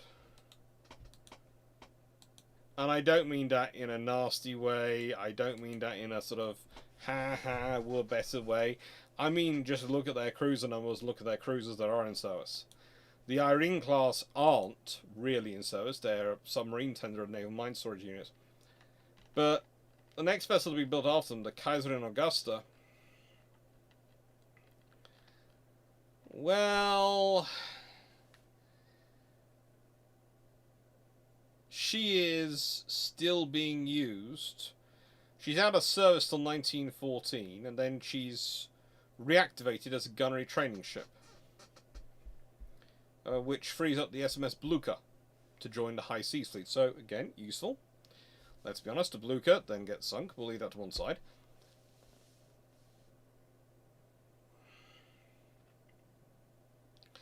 Her gunnery armament is changed throughout the war to help the gunners train and to train, and she does well in that role.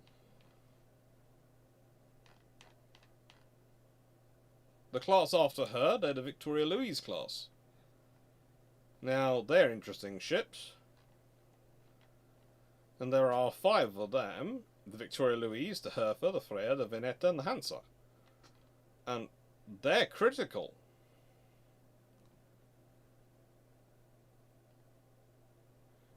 They are mobilized for a short amount of time into the 5th scouting group. Well, the Hertha, the Freya, Veneta, and Hansa are. And the Victoria Louise herself, she's also mobilized in the 5th scouting group, and then attacks a British submarine. And then she's used the mine layer and barrack ship in Danzig for the rest of the war. They're pretty much used as barrack ships, but they were used as 5th scouting group at the beginning of the war.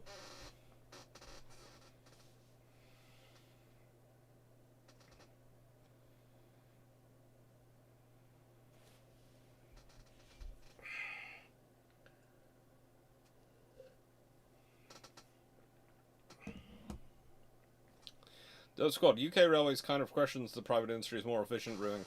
The routes run by the government operator of last resort are routinely more reliable and make more profit than private. I would say that's probably because, unlike the private ones, they don't tend to be saddled with huge amounts of debt to fund other things. They are just there. That's the problem. Quite a lot of these organisations get shoved with a huge amount of debt. Then we have the Lefa and Maros. Now, I knew this was going to be coming up, so of course, immediately when I was doing this, I went, look up the Austrian Navy, because if I don't look up the Austrian Navy, I know Karl von Gasberg is going to be very annoyed with me. He's going to be very, very upset with me. Especially as the Lefa still exists to this day, and frankly, I wouldn't mind visiting her. She looks a very cool thing to visit. If you're looking at her thinking, that looks like a river monitor, it does. It really does. If you're looking at it thinking that looks like a monitor class vessel, it does look like a monitor class vessel. It's a later monitor, but it is a monitor type vessel. And they're really interesting little ships. At the outbreak of World War One, Lefa was about to be demobilized. We're talking about a ship which was built in 1872. She's about to be demobilized in 1914. But her sister and her, Maros, are deployed again. They went to action on the Sava. The first Hungarian war hero of the Austro-Hungarian Navy, János Huth, was serving aboard Lefa when he was killed. The ship suffered its greatest damage in October 1914 during the first occupation of Belgrade. This was when a turret suffered a direct hit and the crew inside were killed. She's then withdrawn for repairs.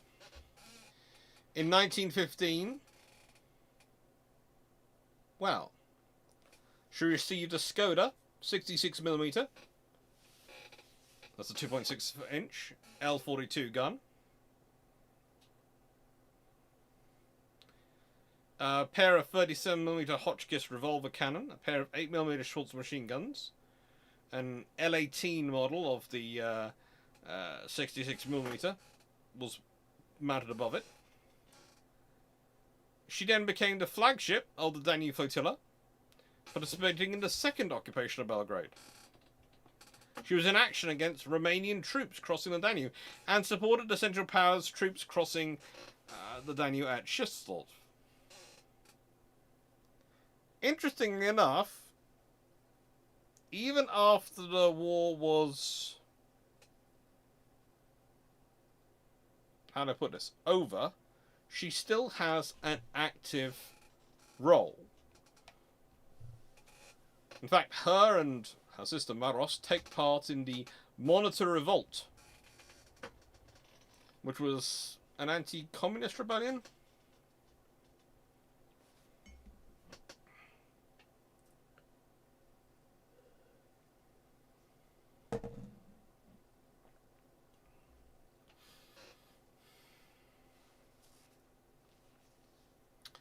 But, you know, these things happen. These things happen.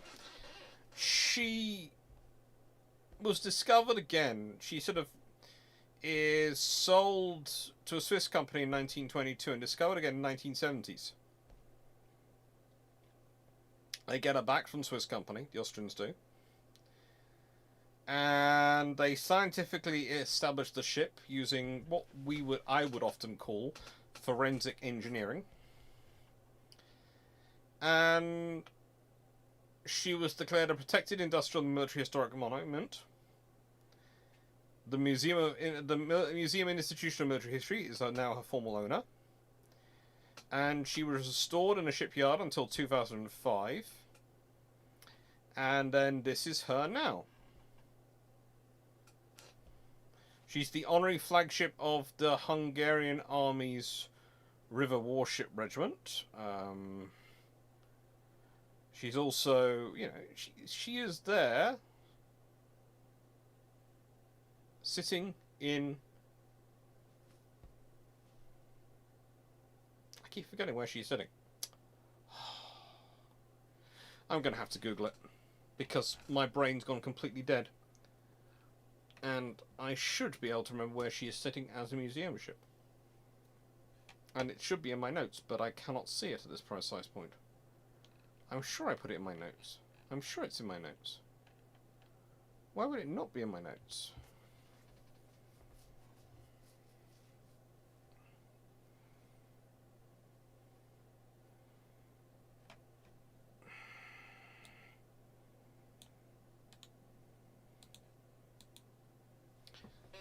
Summers in Budapest next to the Parliament. Is this why I didn't put it in? Because he changed his position.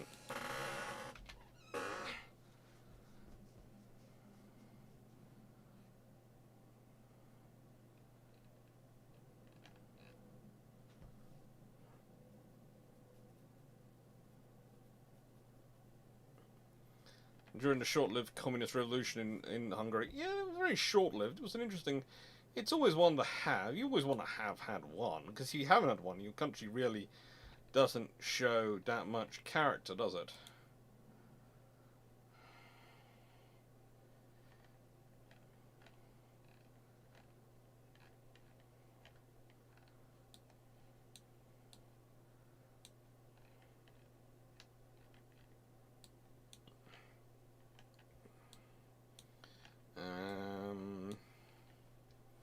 Where does she winter? She goes to, I know she summers in there, but I haven't got where she winters. Oh well.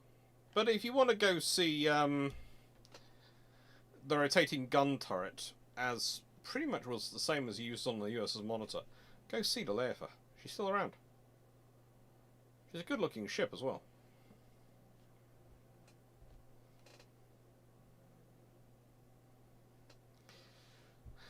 Yeah, I think, Colin Karen, I think the fact is that the trouble is the way the privatisation has worked. Doctor, we in the chat are your backup notes. Yes, you are my backup notes, but it's really annoying when my notes, because the moment I read it from Carl van Gasberg, I looked down and went, ah yeah, it says summers next to Parliament Budapest, winters question mark, and that's obviously what I haven't found out. But that's what I was looking for. Where is it? And instead of just having it is da da da, I have summers da da da da. Yeah.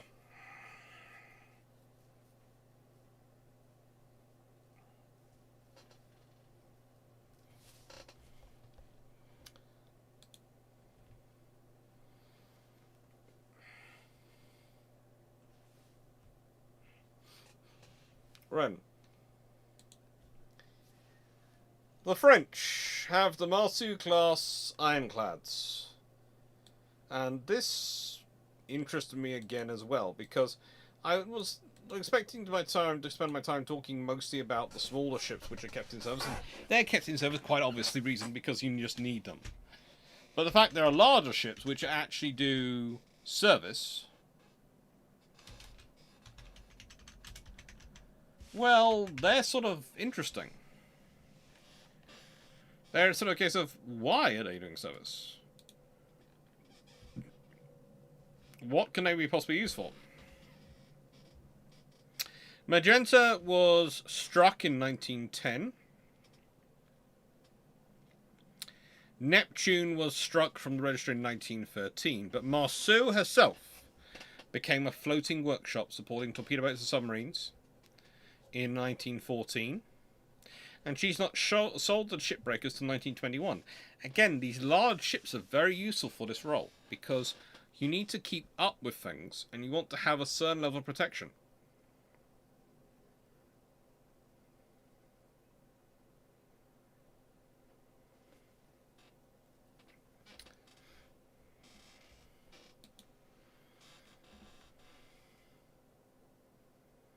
Okay, so I have the window slightly open to try and keep the place cool a bit, so I don't look like a sweaty, horrible mess.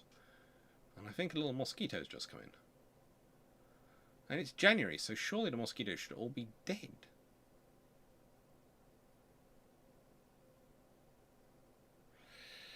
Ay, caramba. But that is not the most active vessel of the Mediterranean powers. No, no, no. That is Piemonte. Piemonte is by and far away the most active of the vessels which are not, and when I put this politely, I want to be sort of completely polite about this, which is not doing what you would expect a ship to be doing with age. Because the Piemonte spends all of World War One as part of the Second Fleet of the Regia Marina. She's on active military duty. She's part of the fleet. She could have been sent out to fight the Austrians.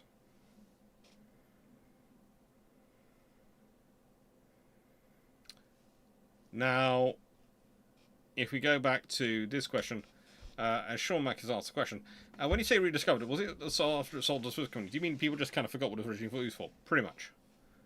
Pretty much, they forgot what the Lefer was used for. They forgot it was probably adapted to. I think it was adapted to a river barge, and so no one really remembered what it was used for.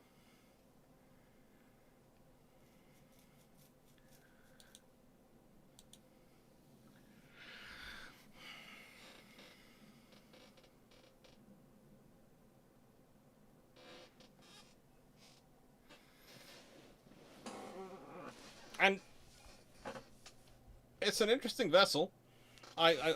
We can all think about whether we feel this was a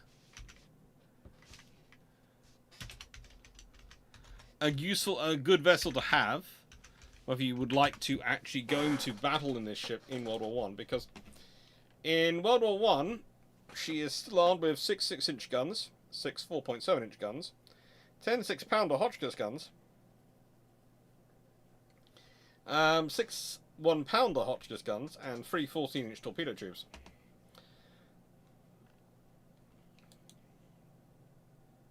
As you can see from the design, she is very much a traditional cruiser outline of her guns.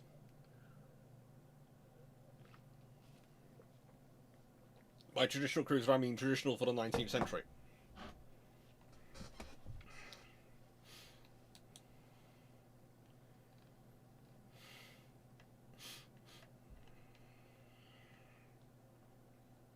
She'd taken part in the Italian-Turkish War.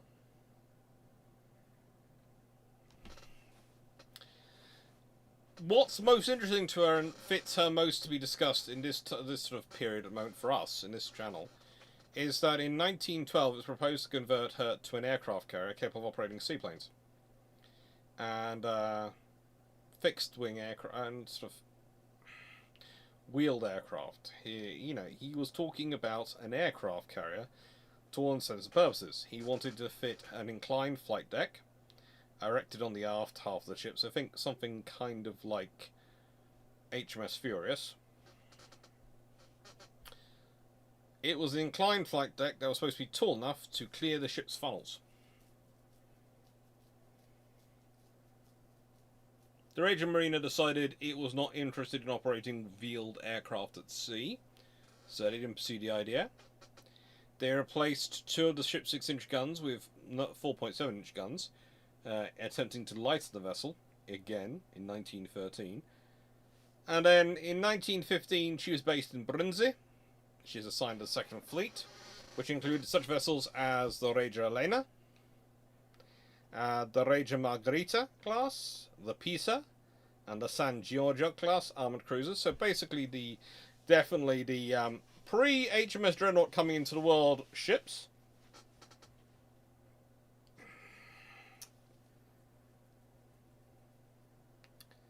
And these ships were to be preserved for a major battle to assist the fleet in a big action. So they pretty much spend quite a lot of their time sitting in safety.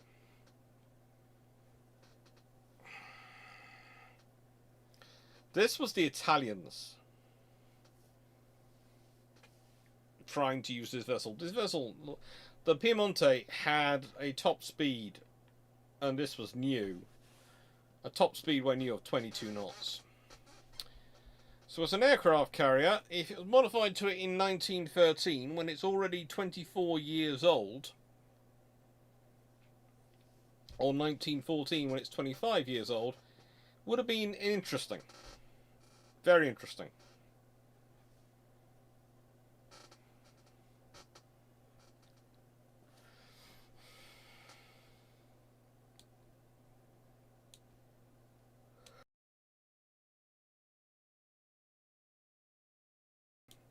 Just look at that shaping, that design.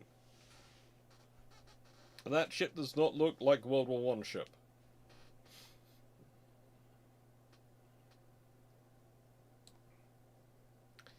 Thank you, Carl Goswick. She's moored next to the Parliament still in Budapest.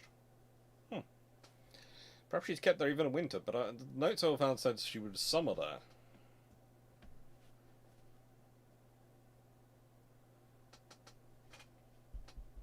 So the Second Fleet were to be used as sponges to spare the capable fleet in a major fleet action? I don't think so. I think they were supposed to be used as extra numbers. I think the whole idea was the Second Fleet would charge in behind the First Fleet, which would be doing the fighting, and try and mop up whatever's left. Basically provide using superior numbers to overwhelm whatever's remaining.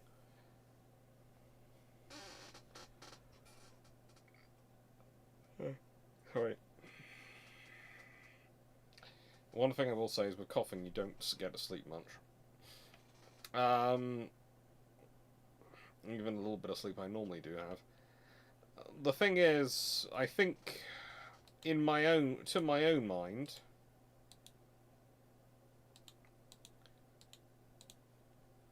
the Regia Elena is a pretty interesting class of ship.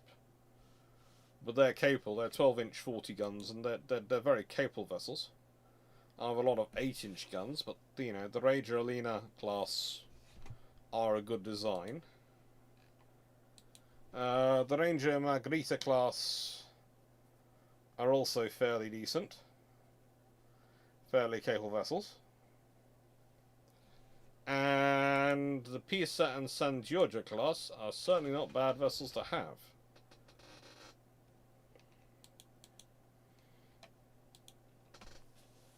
Certainly not bad vessels to have, although they do have an overabundance of 10-inch guns. And what I find funny about the San Giorgios is they have 8-inch guns, and then they have 4 10-inch guns and 2 twin turrets, fore and aft. And it's a case of, yeah, you literally got those just to claim you have 10-inch guns, but they're not really much help, are they? Even in this configuration.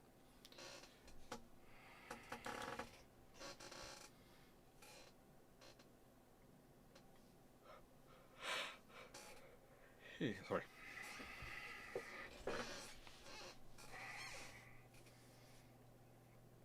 Basically, the plan seems to have been that these ships would slot in behind the First Fleet in any action and support them. Kind of like, again, the Germans are planning for the Deutschland class and some of their other vessels.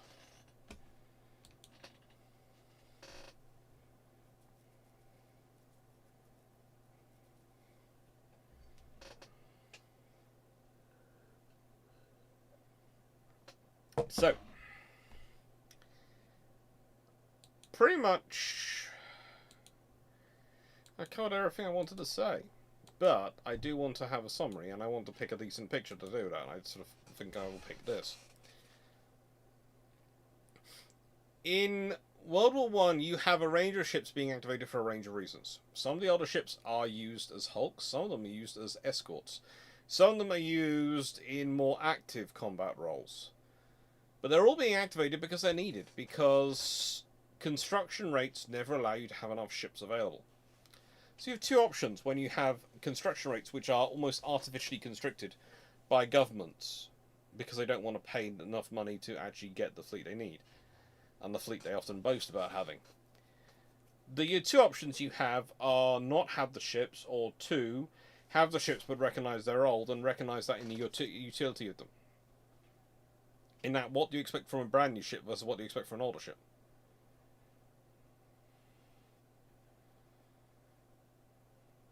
What do you expect from them? You expect them to be viable, you expect them to be capable, and you expect them to be useful. But do you necessarily expect them to be able to go into the front line and go toe-to-toe? Would you send HMS Revenge to take on, I don't know,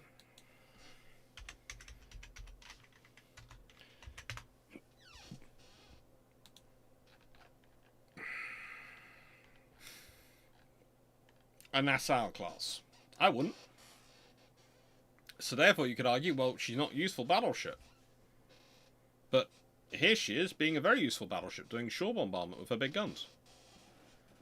And providing all sorts of advantages. Including freeing up one of those modern battleships to be with the Grand Fleet and ready to engage the Nassau if needed.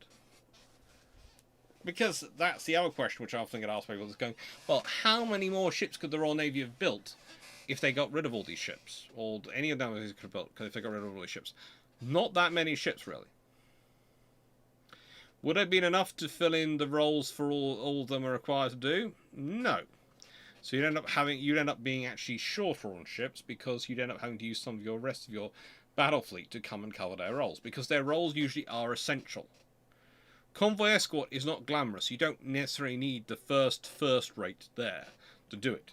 But you need something there, and if you've got no other choice, you're going to have to send the first rate because that's all you've got available to send, even though that's more expensive than not what you need to send. You need to send a 4th rate or a 5th rate.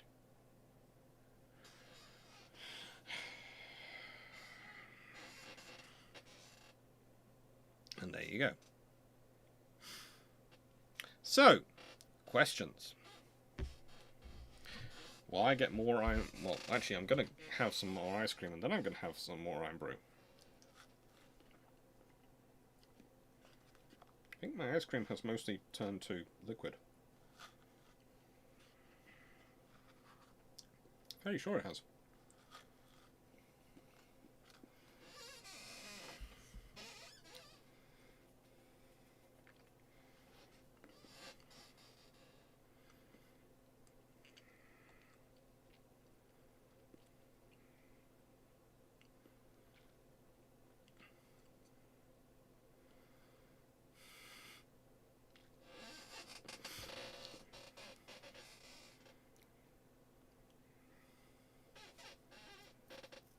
There's a whole thing going. Hello, Sen Penguins.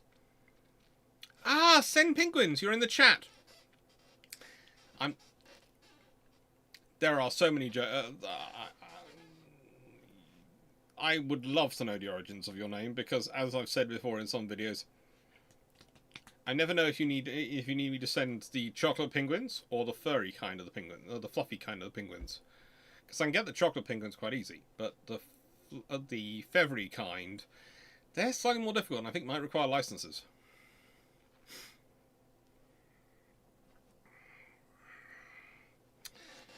Weren't the Pisa class the modular version of armored cruisers? I'm not sure I'd call them that. My Cooch, when is it no longer worth keeping a ship in reserve? At what point do you say it's time to scrap it? Well, there's hull life. It's hull life. So if she's got no hull life left, then you might as well scrap her. It's a case of, though, if that hull life is replace a couple of bits of the hull and then her hull life's fine, because if she's only worn in a couple of small spaces, then frankly fix those bits. The other scenario is to look at her systems and be honest. How much of an upgrade does she need to be viable? I'm not talking about the best, I'm talking about viable in a conflict for the role she was intended. So all ships are going to need some sort of upgrade, usually when they're being brought out of reserve to go into action. Might that be a software upgrade for its weapon systems? In which case, fine, that's probably not going to take long, and you can do that and hope it works. Because again, the whole idea, especially if they're going down to escort things like convoys off the coast of Africa during the Cold War, you can, to an extent, do some work with that as it's going down there, because it's going out away from it.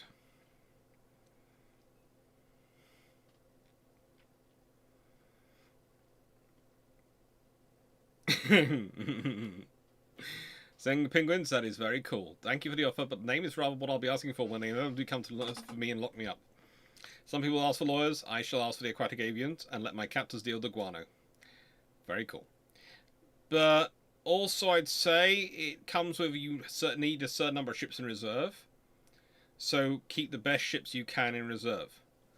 Don't keep ships in reserve for the point of just having more and more ships in reserve you can't honestly crew. Be honest about how many reservists and what kind of roles you're prepared to let them do.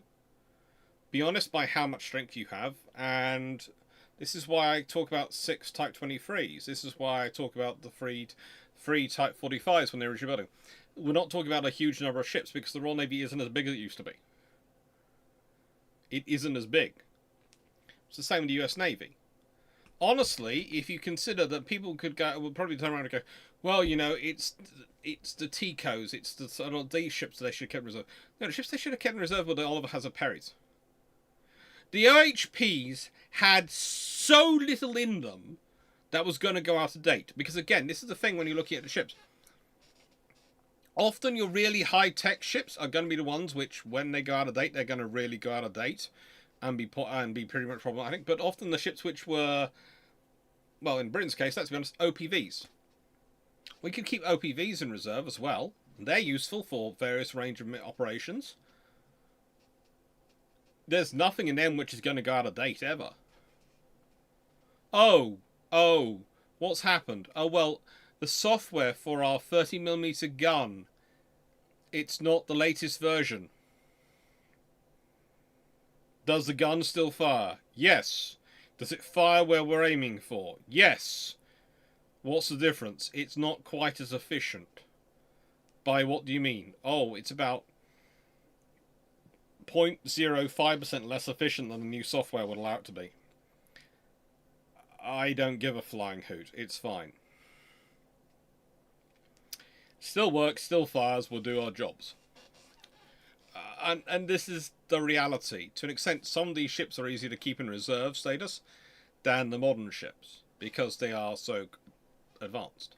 It's another thing, a scenario where I point out where actually the Type 31 is better for going into reserve, in many ways, than sort of other ships, because it's going to have the Mark 41 VLS on it, especially now. So basically what you want for your reserve ships is you want something which is useful, able to do the roles you need it to do, which is going to be escort, probably. It's going to be escort, it's going to be presence, it's going to be extra vessels for the task group, maybe. And adjust your aim to fit that. Don't think this has to be the perfect vessel. And again, with these old ships, none of them were perfect. But they were good enough to get the job done, and that's all that mattered. Being good enough to get the job done is often the major point and the major requirement. Now, couldn't the Echo class survey ships have been put in reserve instead of Olaf? They could have been. But the trouble is with specialist ships like the survey vessels is they require specialist crew. And you then have to put in the effort to maintaining that pool of extra personnel needed for those ships. Now, yes, you can do it, but that's an effort.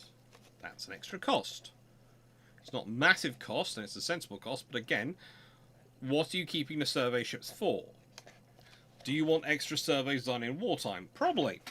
Are you going to be using vessels like the Echo class? Potentially. Potentially you'll also be using uncrewed vessels or drones to do it. And that's honestly what they're looking at.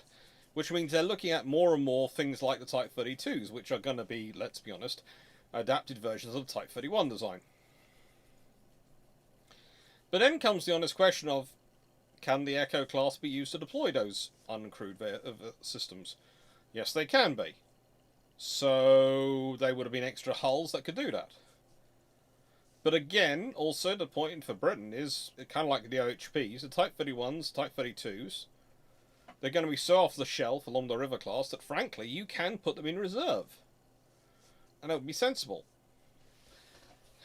But then we get back to the whole thing of the higher tier reserve vessels. And as said, if you build 9 instead of 6 and you stick 3 of them in reserve and you rotate them out sensibly, you extend all your ship's lives and viable lives in service in terms of their hull life. But also, more importantly, you give yourself a far stronger crew capability, a far stronger force capability, because you have those ships available for when you need them. Because you have to recognise you cannot rapidly build ships. Look at Britain in World War II. Britain has arguably the largest maritime infrastructure of any nation existent in 1939. How rapidly do they get those ships in service? Well, they start to end of service in 1942-43, most of them. 2 years later. 2-3 years later. That's when a vast number of them are actually getting into active service and actually available. Yes, there are ships which end of service earlier, mostly smaller ships. But, again, the big ships you start the war are the big ships you have for the war. This is why the losses of Courageous, Glorious, Royal Oak are quite so massive. Because when they happen during the war. Honestly, you can argue on a strategic level, the losses of Hood, Ark Royal, Prince of Wales and Repulse are not as great for the Royal Navy as the losses at the beginning of the war. Because the losses at the beginning of the war are cumulative. Losses during the war are expected. But losses at the beginning of the war, especially the way they lose them, undermines their capability of force projection. The whole reason the Royal Navy doesn't do any multi-carrier strikes, really, in the beginning part of World War II, is they don't have enough carriers. The reason they don't have enough carriers is the loss of Courageous and Glorious. If you don't lose those carriers, just think about what happens in World War II.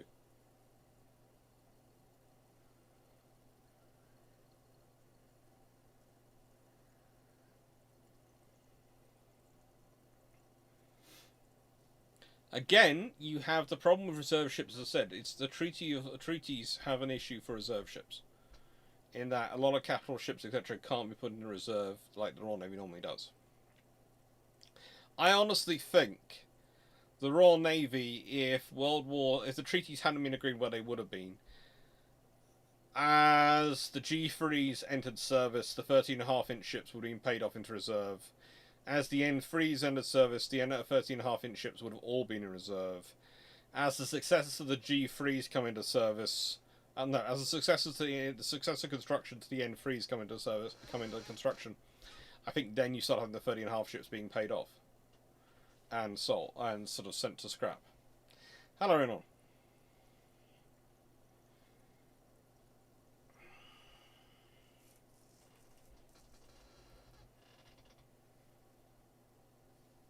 And what I also find interesting is, when we're looking about these ships, is that the Centurion class and HMS Renown are both gone when HMS Revenge, aka Redoubtable, is carrying out her actions.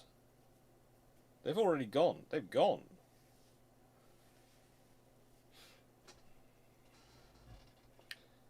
And Renown could have been really useful in World War One. Remember, she's the fast ship. She's the prototype for, in many ways, for the battle cruiser. If we consider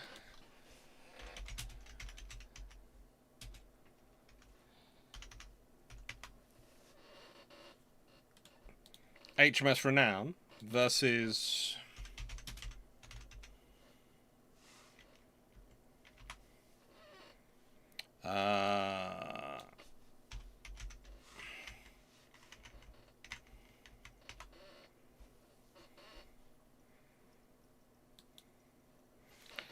Gneisenau and Scharnhorst class. Let's talk about the Scharnhorst class. The ships at Carnell. Well, they have 8.3-inch guns and a top speed of 22.7 knots when brand new and when not scraped around. Renown, 1895, so about 11 years old on them, has 4 10-inch guns, 10 6-inch guns, but has a top speed of 19 knots.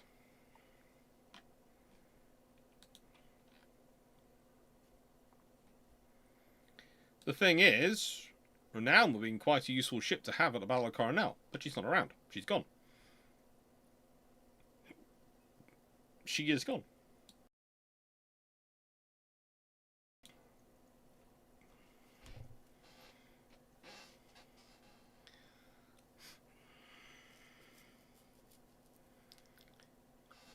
So you don't see the N3, G3 paying off the R class? No, I think it's the 4th class. It goes G3, N3, post N3 1, post N3 2, when you start seeing probably the R class starting to get put into reserve status.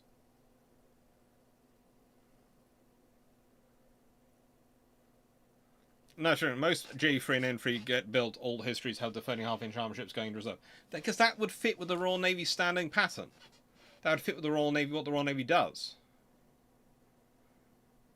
And I was asked this question earlier by, I think, Drakenred, which was, what happens if those 100 sloops are available at the beginning of World War II? If, the sloop construction had started, if the Royal Navy had been building 12 or so sloops a year from 1930 and bringing them to service, so they had roughly 100 and something in service. Or, roughly 100 in service. Well, it starts off very quickly because, A, they'll have been able to activate them quite quickly because they've got the reservists to do so. And they'll probably activate them before war, but that means cumulatively things happen. Things happen like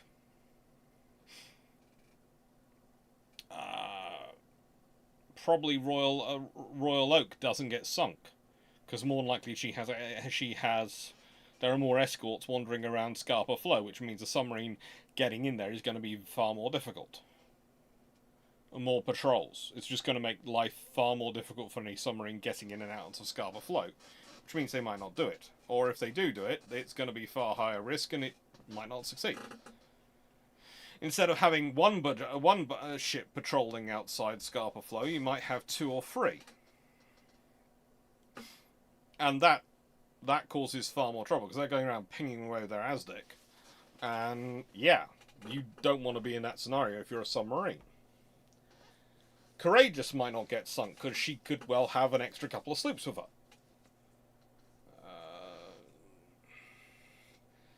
But you also get into things like, well, maybe when the R-class battle, if you've got another R-class battleship for the Battle Atlantic, you're going to have another convoy covered. You might have Royal Oak might be with the 2 sisters also doing the convoy duties, in which case you'll have another convoy which has a 15-inch gun battleship securing it. Well, that's helpful. That makes things far more secure if Scharnhorst and Gneisenau come out.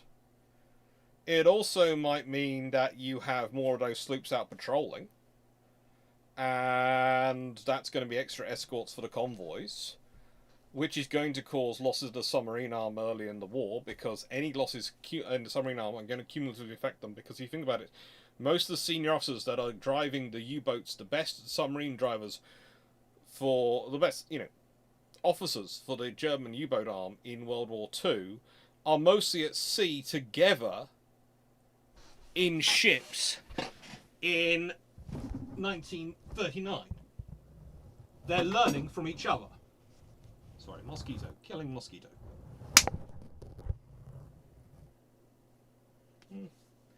Did I miss it or did I hit it? I thought I hit it. Not sure. But that's what they're doing. They're at sea together. So any one of those U-boats starts to get sunk, you have a cumulative impact. Well, it's the same when we're talking about reserve ships. It's the same when we're talking about all these things. If you have these ships in reserve to do these secondary roles, that frees up other ships to do more primary roles. And the more you can free up vessels, if you don't have to, if let's say in 1939, 1940, you can, I don't know, in 1939, if you had HMS Tiger in reserve, rather than Soldoff, she somehow was in reserve. Well, where is she probably sent? Honestly, if she's anywhere, she's probably... Sorry, out. Yeah, I think you. She's probably down with Harwood. So then you had the Battle of River Plate. What's the Battle of River Plate going to be like if HMS Tiger is backing up Achilles, Exeter and good Lord, brain. Bring up my River Plate notes. Ajax. The odds are the Grass Bay getting away in one piece or alive is just gonna go no.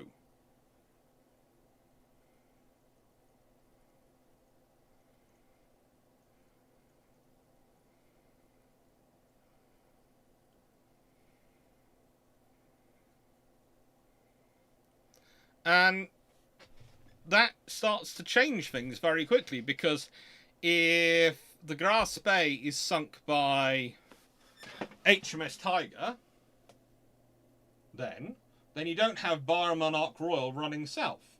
If Bar and Monarch Royal, if Renown and Monarch Royal aren't running south as they are, sorry, I keep seeing the mosquito coming back. It's not a mosquito, it's another mosquito. I don't like them in here because I don't want them trying to lay eggs or something in my Amberoo. If you have them taken out earlier and more convincingly, then you have those ships for other duties. And that's the point which is often forgotten. There are things which would have been done if ships had been available for them. There are missions which would have had far more force sent to them if those ships had been available. Force Z would have had an aircraft carrier with it. Force Z would have had an aircraft carrier with it if an aircraft carrier had been available. Very quickly, you will find the circumstances change if Courageous or Glorious are actually not sunk.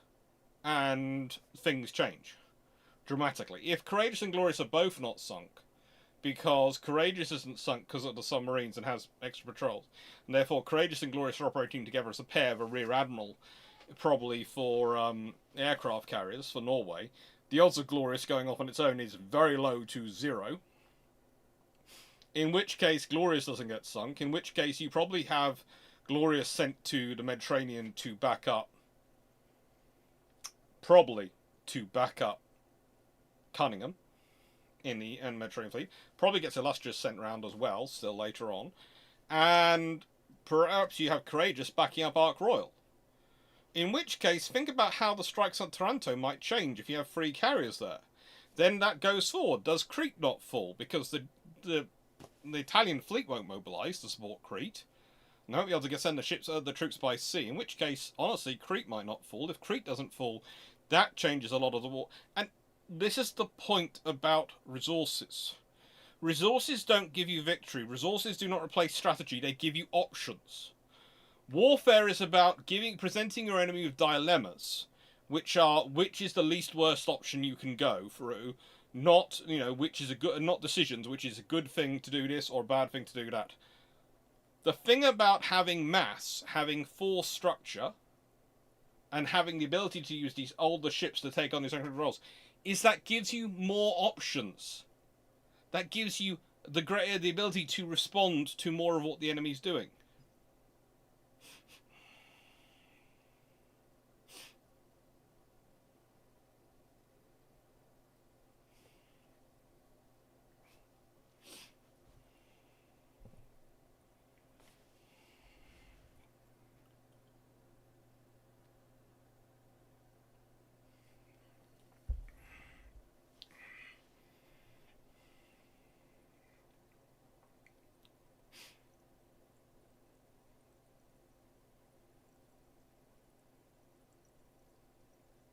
Even the Georgia Savarov didn't make herself useful in World War II. Yes, she was very useful in World War II. Often doing convoys, often doing escort missions. And Darius Rutsky, you're right. Even an old battle cruiser in the area is pretty much a curb stomp for the Graf's Bay.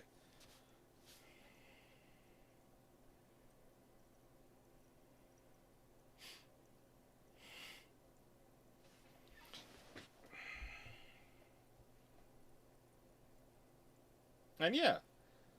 And you come to a sort of different scenario. Imagine if the Royal Navy deploys an entire squadron of R-class to the Indian Ocean in 1941. If they're deploying 3 of the R-class, because they've got Royal Oak available, they deployed 2 anyway. Maybe they deploy 3 to the Indian Ocean.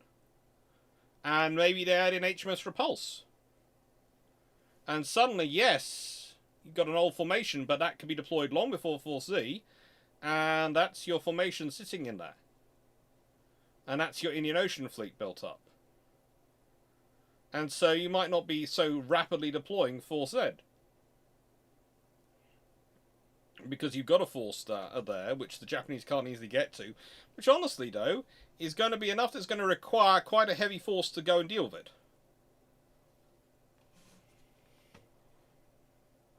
And this is where Revenge, aka Red Animal, becomes quite a good image.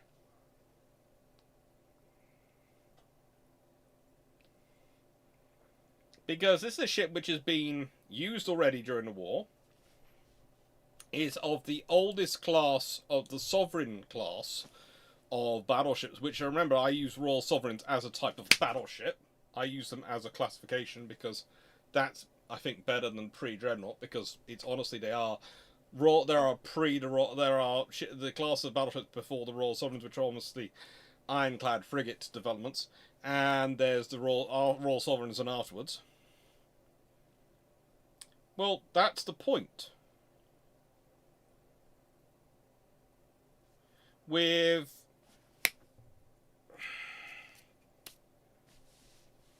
these ships, you adapt it. You add on anti-torpedo bulges. Great, that gives it defense against torpedoes. You don't flood them. That gives it greater range of fire. You've relined its barrels down to 12-inch guns. And you could have done the same. In the nicest way with the 13.5-inch guns on HMS Tiger. You could have relined them down to 12-inch. You cannot tell me the Royal Navy does not have a 12-inch gun, a shell system sitting around it on anywhere. More than likely does. And that would have given it, if we consider HMS Tiger had,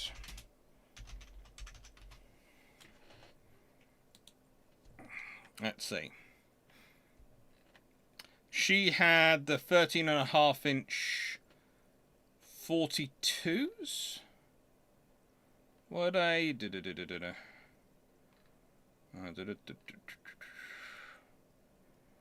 No, 13.5-inch 45s.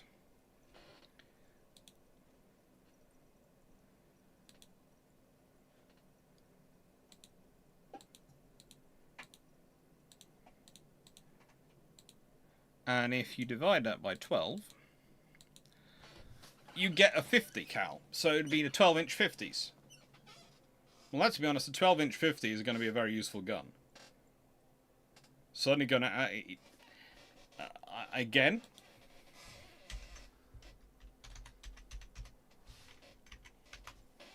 I know the Deutschland class have the 11-inch guns, and I know they're good 11-inch guns. But...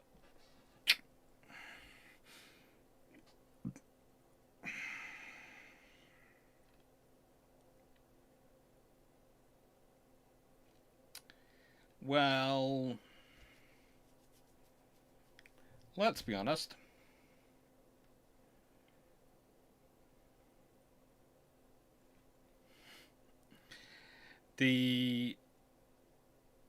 And I'm doing this by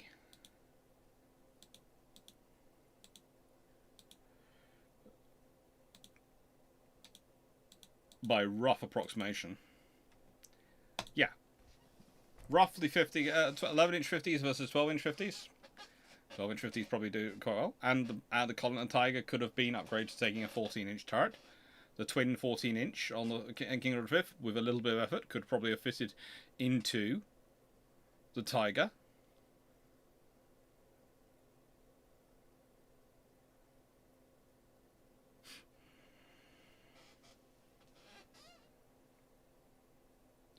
But again, the problem you have for the Royal Navy leading up to World War II, and the problem you have with having this reserve fleet in service, is the naval treaties.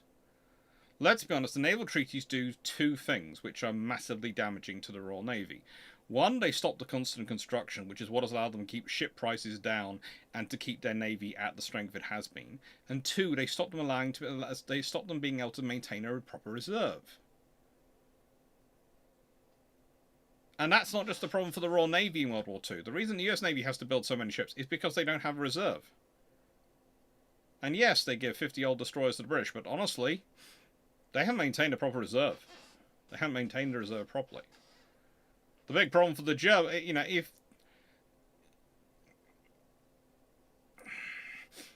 honestly, if there had been a scenario whereby, as part of the treaty system, you were allowed to maintain a reserve. So let's say for Britain in America, you were allowed to maintain 15 ships or equivalent tonnage in regular and 10 ships or equivalent tonnage in reserve for your capital ships. And you go through their formations, and for everything they're allowed to keep in regular, allowed to keep 50% in reserve. They could have probably done that. They could have built up their fleets to do that quite easily. But then imagine what Germany's having to deal with in World War II. Imagine what anyone's having to do, the Italians are having to deal with in World War II. That reserve force would have been virtually nothing for the British and Americans to maintain. But if the British are keeping 13.5-inch ships around, they probably do keep, I would say, more likely, Lion and Tiger probably will be kept. And the remaining 8 ships would probably be Iron Dukes and King George V's.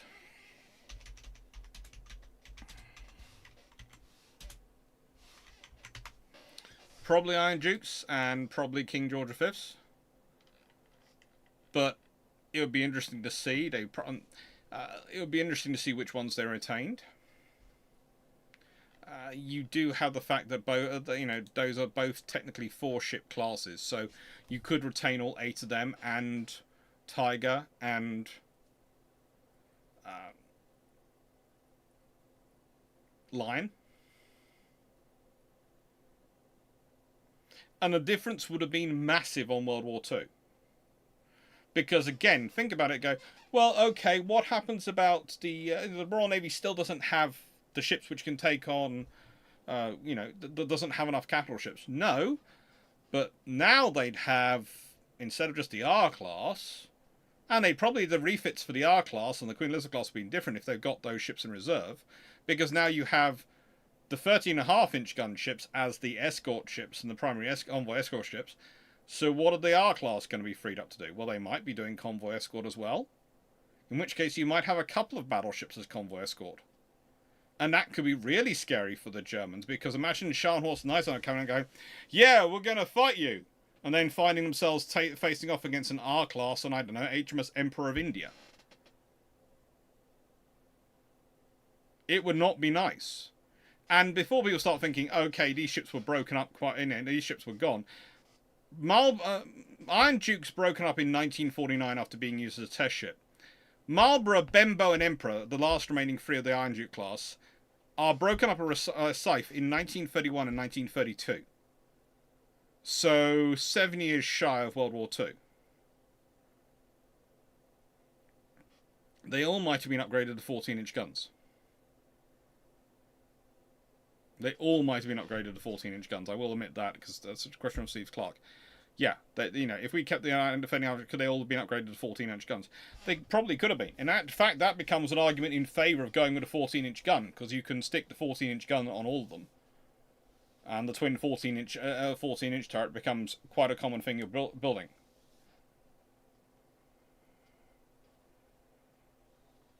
And yeah, you might have retained some of the American armoured cruisers might have been saved.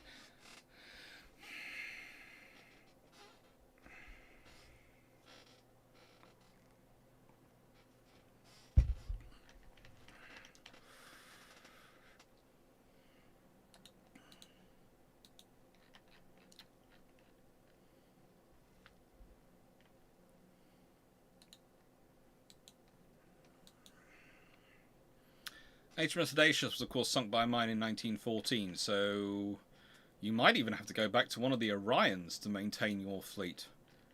Although, considering that, let's see, you're allowed 35,000 tons. So let's do a calculation.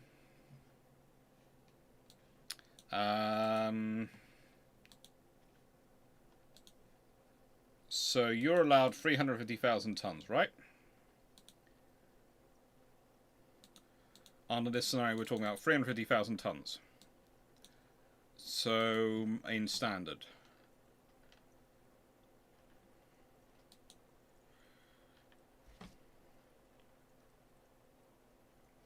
The Iron Dukes are roughly 25,000 tons in standard, let's say. So divide that by, and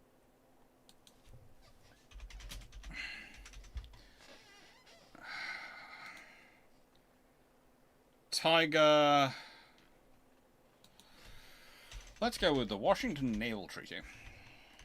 Text and find out, and let's look at the definitions and tonnage definitions. Yes, I'm literally working this out live in front of you, but that's because this just occurred to me in front of you all. So I'm working out live, but I might put in an actual whole section. Tiger was 28,500 tons, so it was heavier than Renown and Pulse. So 28,500 tons. And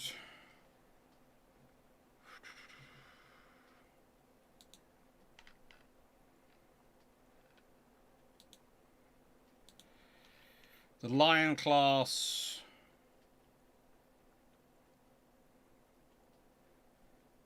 are lighter than that. So let's go with 20. They are. Let's go with 24,000 tons.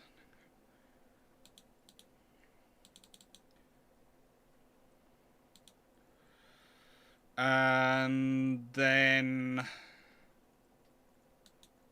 your King George V's Thunder is 22,500 tons. They're 25. Oh, I think you could. Let's see. Minus 23,000 tons times 3.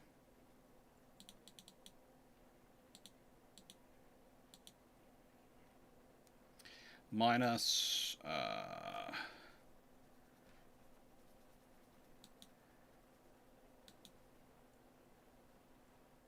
25,000 tons times 3.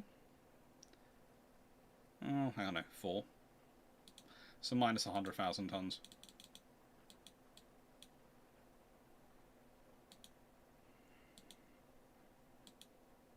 So 120, well, divide that by 22,500 tons.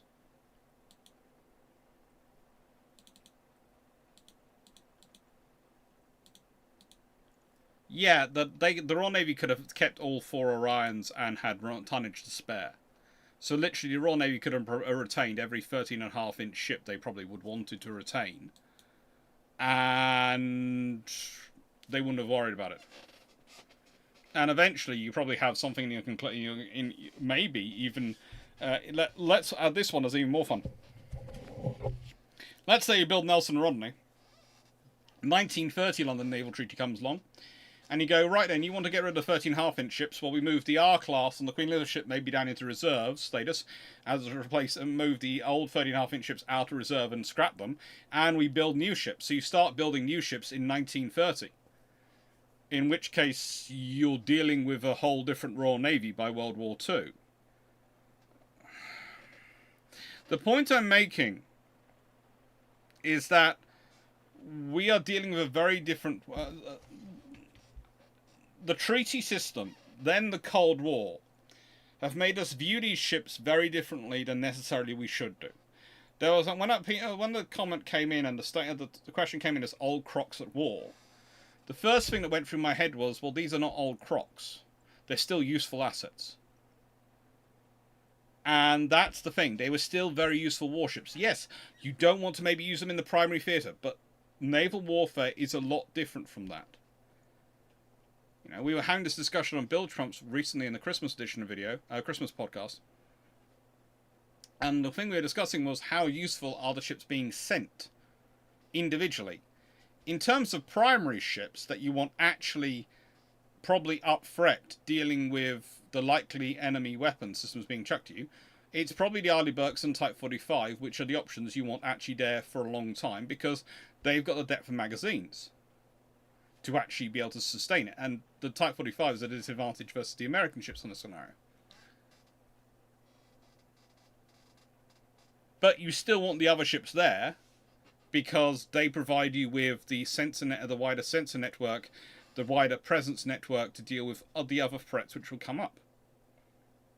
And that might be they want to be they're a safe, secure platform for a helicopter to go off hunting small boats, but they're still useful.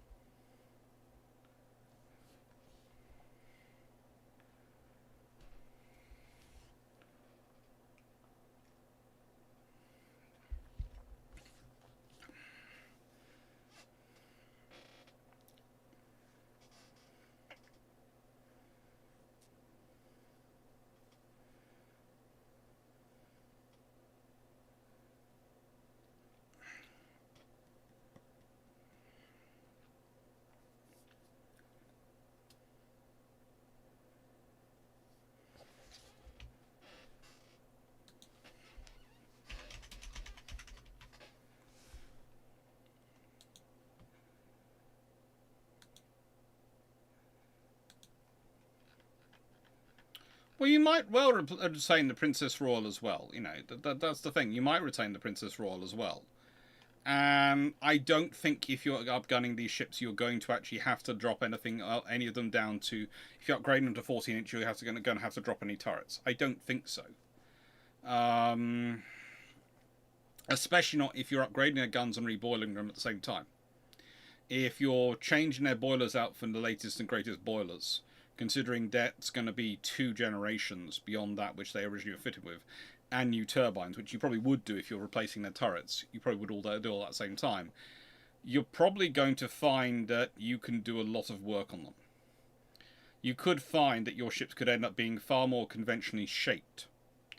Whereas on HMS Lion and Queen Mary and Princess Royal, you have an amidships turret, an aft turret, sort of one in Y position, one in Z position, and well, an A and B's forward. You could end up with being able to move the midships turret aft to an X position, so you have X and Y.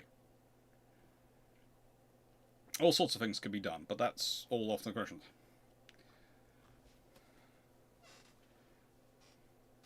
And again, the thing is, if you were talking about, if you're setting up a reserve for carriers, for capital ships, you're going to have a reserve for carriers.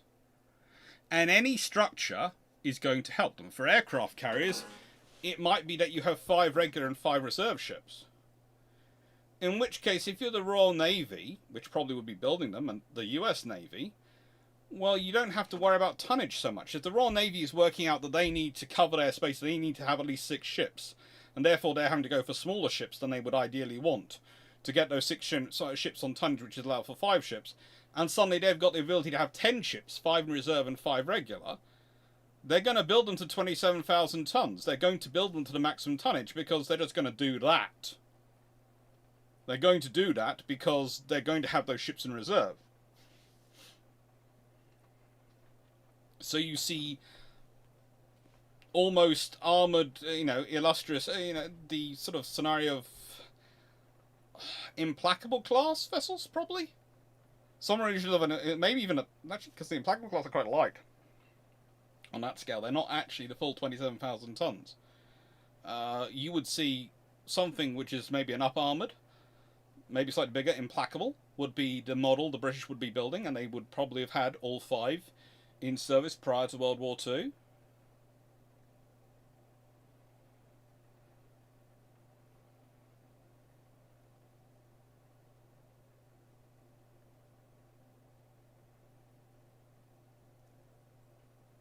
Four and a half inch dual purpose guns, yeah. And the thing is, these reserve ships, also think about it from the perspective of, if you're doing the work to modernise and upgrade the reserves, what's that reserve ships? What's that going to do for your maritime infrastructure? It's going to allow you to keep it going better.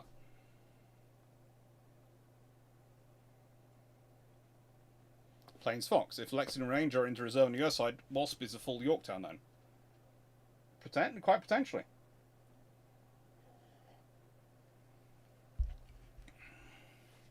Langley, not Lexington. Yeah, but you might also put in Lexington or a sister into reserve status, because the Americans don't have that many reserve carriers. Let's be honest, Langley is not that useful as a carrier. She's converted to a seaplane tender, and really she finds her niche.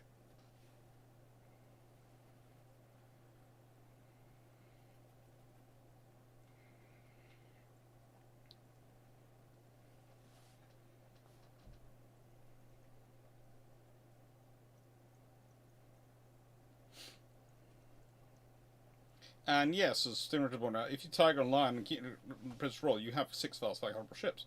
You do have 6 fast caliber ships. Admittedly, none of them are ships I want to actually get into a fight with something, but let's be honest, the scenario might have been Renown wouldn't be on her own. Maybe she'd have had HMS Tiger with her.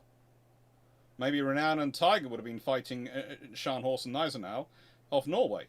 Who knows what happens in World War II. Those extra ships provide extra coverage, which might mean you maintain and upgrade ships more often. That's the reality we're talking about. Reserve ships are often about the depth of force they offer, not necessarily their individual capabilities or their individual fighting strengths. The question is, can they cover this role for long enough for us to refit, rearm, repair the better ships, the newer ships? If they can, then they're useful.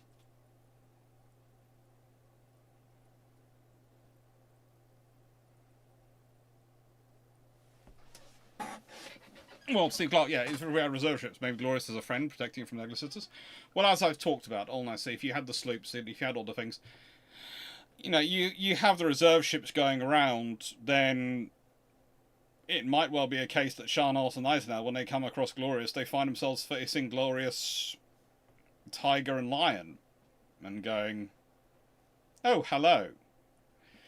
In which case, you also have a problem for the Germans, because do they identify Tiger and Lion as Tiger and Lion straight off, or do they think that's something else? Especially if they've been modernised and upgraded. If they've got twin 14-inch fore and aft, they're going to look like an R-class. They're going to look like Queen Elizabeth class. They're going to look like Hood in profile. Well, if they look like Hood, and they've got 14-inch guns, and they're moving fast, then yes, their armour might not... Has their armour been upgraded? I don't know. But the thing is, will Shardos and Eisenhower stick around to find out? No. And the reserve might mean Hood is refitted before World War. Yes. So the thing about these ships is the reserve is useful. Getting the US Congress to fund the reserve, that would always be fun. Yes. That would always be fun.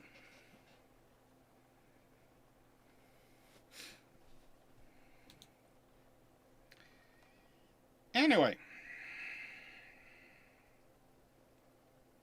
I think that's probably, hopefully, answered the question for today.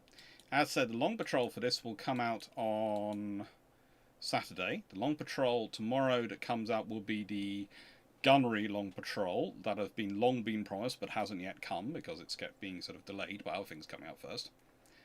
I'm going to say thank you very much, everyone. Last questions, but I'm also going to remind you again for your suggestions for aircraft carriers you'd like to see covered and anything you'd like to see covered in those sort of. You'd like me to make sure I'm covering, but I think I probably am covering because I've got a whole list of things I'm covering in these topics. So under the sort of the what I'm calling the generic era carrier titles, there's a whole lot of stuff going in them. And then in some of the squadron ones, I've got stuff going in them. And then the aviation doctrine ones I've got one. I'm going to do a whole thing of going into the various carrier and naval aviation doctrine and why it diverges, where it goes. There's a lot of PhD thesis stuff coming into those videos. And, yeah. For those who are interested, please note, because someone was asking me the other day where I submitted the PhD thesis to be a book. I did. After Trials, Battles, and Daring had gone for its publishing, etc., editing, I did actually send it Independent Sword, but they never responded, so I just presumed they didn't want it. But, yeah. I don't know when that's going to come out, or sort of when that's going to be really a book for anyone to have, but it'll probably be a downloadable thesis at some point, because at some point it's supposed to be released.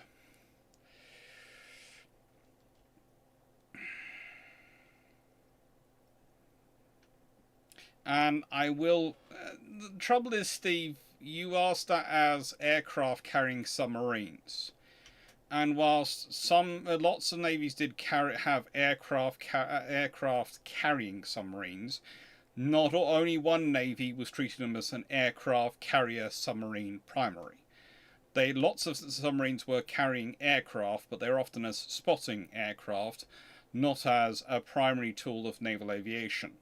So that's the problem, I think, in your question. You are including submarines which had aircraft aboard to increase their range of observance and allow them to spot targets and hunt them down, with carriers, with submarines which are primarily built to support their aircraft in many regards, to carry out reconnaissance and spotting reconnaissance missions and surveillance missions. And there is a difference between the two. And so this year is more about the latter group than it is about the former group. Because honestly, that's the same as aircraft being carried on a cruiser or a battleship. But we'll talk about them at some point. Take care, DeBrock. Thank you, Blackman Maximus. Thank you, VMW. Thank you, Bitron. Thank you, Don Shea. Thank you, Spindrift. Thank you, Tanavalka. Thank you, Abazowski. Thank you, Renon. Thank you, Ed Sullivan. Thank you, Stafford. Thank you, Paul Amos. Thank you, DeBrock. Thank you, Renon. Get David Goulding. Bitron. Thank you, Carl Gasberg. Thank you, everyone. I'm not going to do Discord this week, but I'm hoping to get back to doing Discord regularly next week. Thank you very much, Blackman Maximus. And the suggestions for February will start on Sunday. And thank you, DDrew40. Thank you, Plains Fox. Thank you, everyone. Take care. Thank you, Calvin Gasberg. Thank you, Derp Squad. Thank you, all of you.